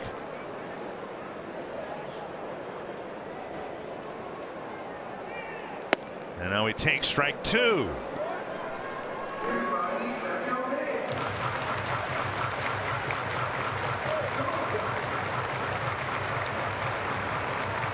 Fernando Rodney's warmed up. Staying loose out in the pen. 0-2 now to Mitch Garver.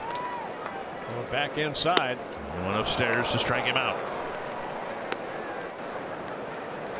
2 down. And now Robbie Grossman. Logan picking up his first strikeout. All of America box score. Nobody having a great day at the plate, but there have been some clutch hits along the way, including Morrison's 2-run single here in the 8th. And the leadoff walk of Brian Dozier. And the follow-up walk. They both scored. Yep. There's Rodney. Yeah, that leadoff walk by Williams. He is charged with that run.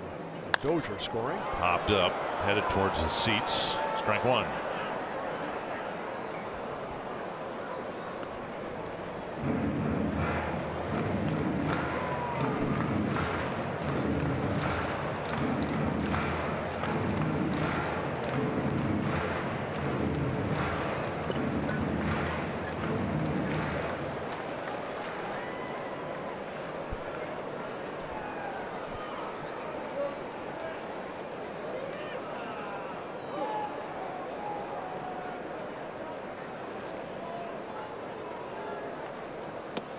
On the outside corner. 0-2.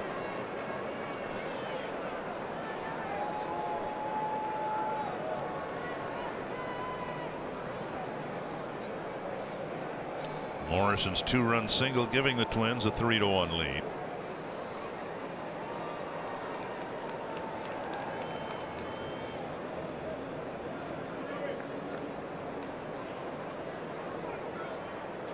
Morrison goes, and Grossman tried to hit the ball behind him. So the Brewers do that a couple innings ago, sending a runner who might not normally be sent.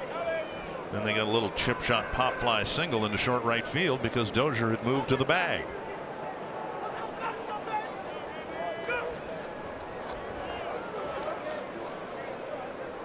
Oh, 0-2 to Robbie Grossman. And now 1-2.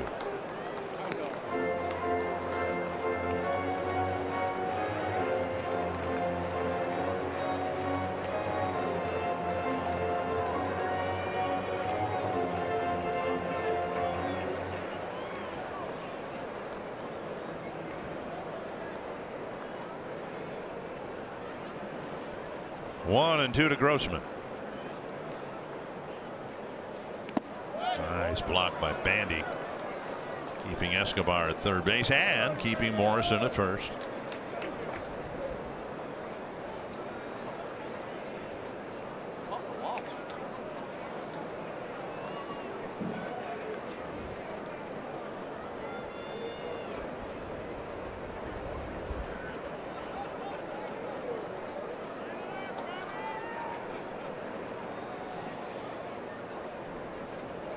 Morrison goes check, swing, strike 3.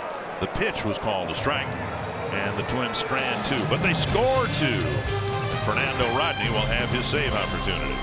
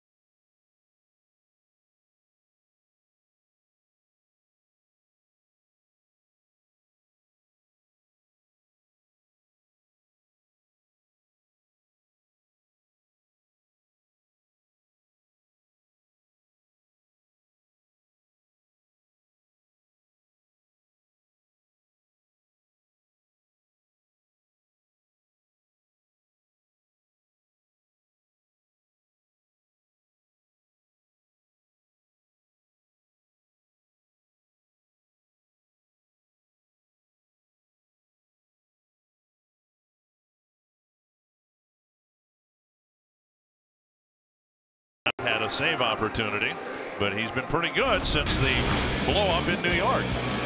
Fernando Rodney, over his last 8 appearances, 6 saves. And you see no earned runs allowed.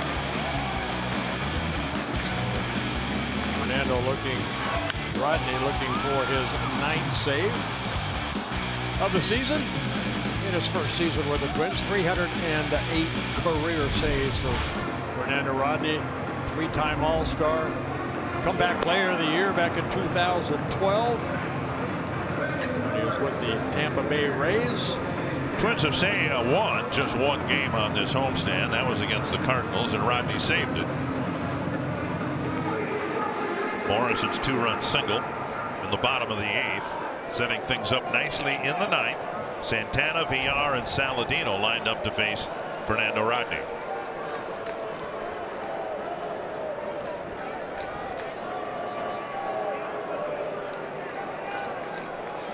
Santana entered the game in the 6th inning. 2 men were on, and he struck out to end the threat. Swing and a miss. 1 strike.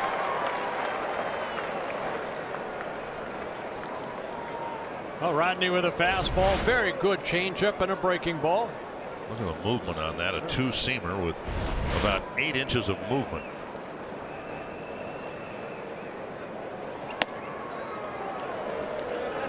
Okay. There's a 4-seamer and a missed someplace. 1-1.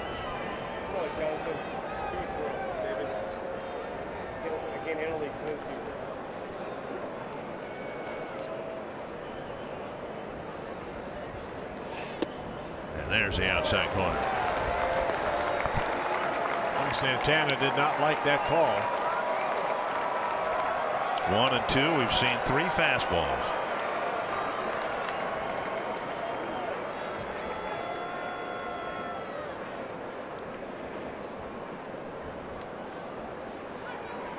Change up in the dirt.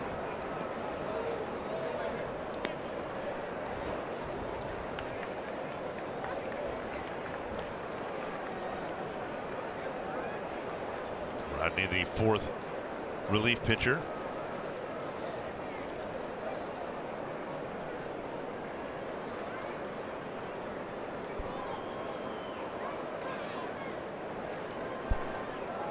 Swing and a miss. He got it. Foul tip. Garver hung on to it. 1 away. Straight over the top fastball. Gets Santana to strike out. I'll take a look at the 4 pitches, and the first one a strike, and then the one there called a ball, but then the 3rd one a strike, and the strikeout pitch. One down, and now VR.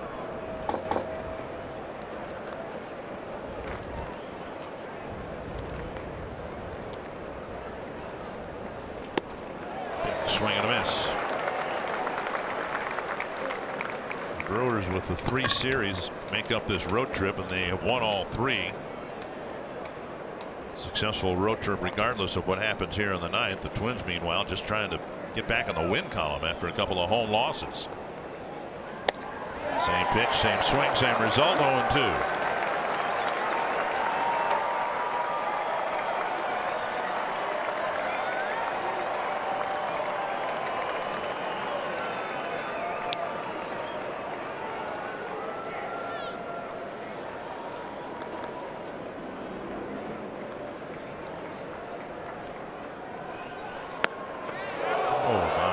Just missed inside.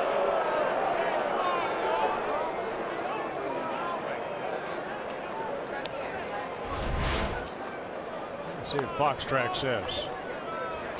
96 in a really good spot, right where he wanted it. Didn't get the call. 1-2. Changeup gets him on the next pitch. 2 down. Bring up Saladino.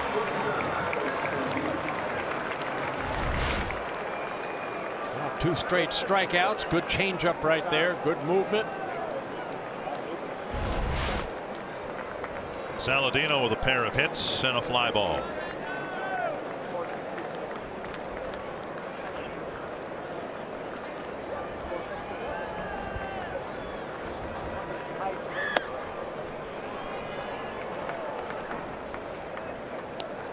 Ball 1.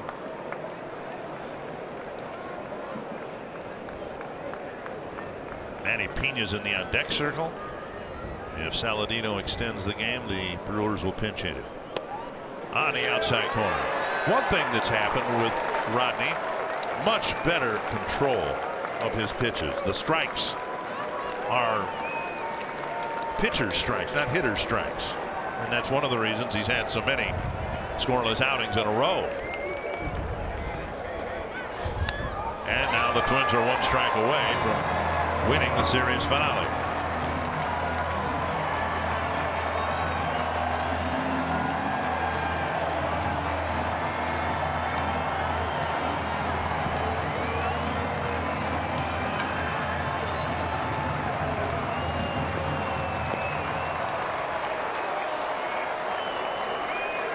Can he strike out the side? Got it! Yes, he can. Striking out the side in the 9th. Fernando Rodney saves it for the Twins, and they win the series finale. Well, another well-pitched game. Both staffs pitched well throughout the series. But here this afternoon, it's the Twins that got the big hit, the 2-run single by Logan Morrison that allowed the Twins to win.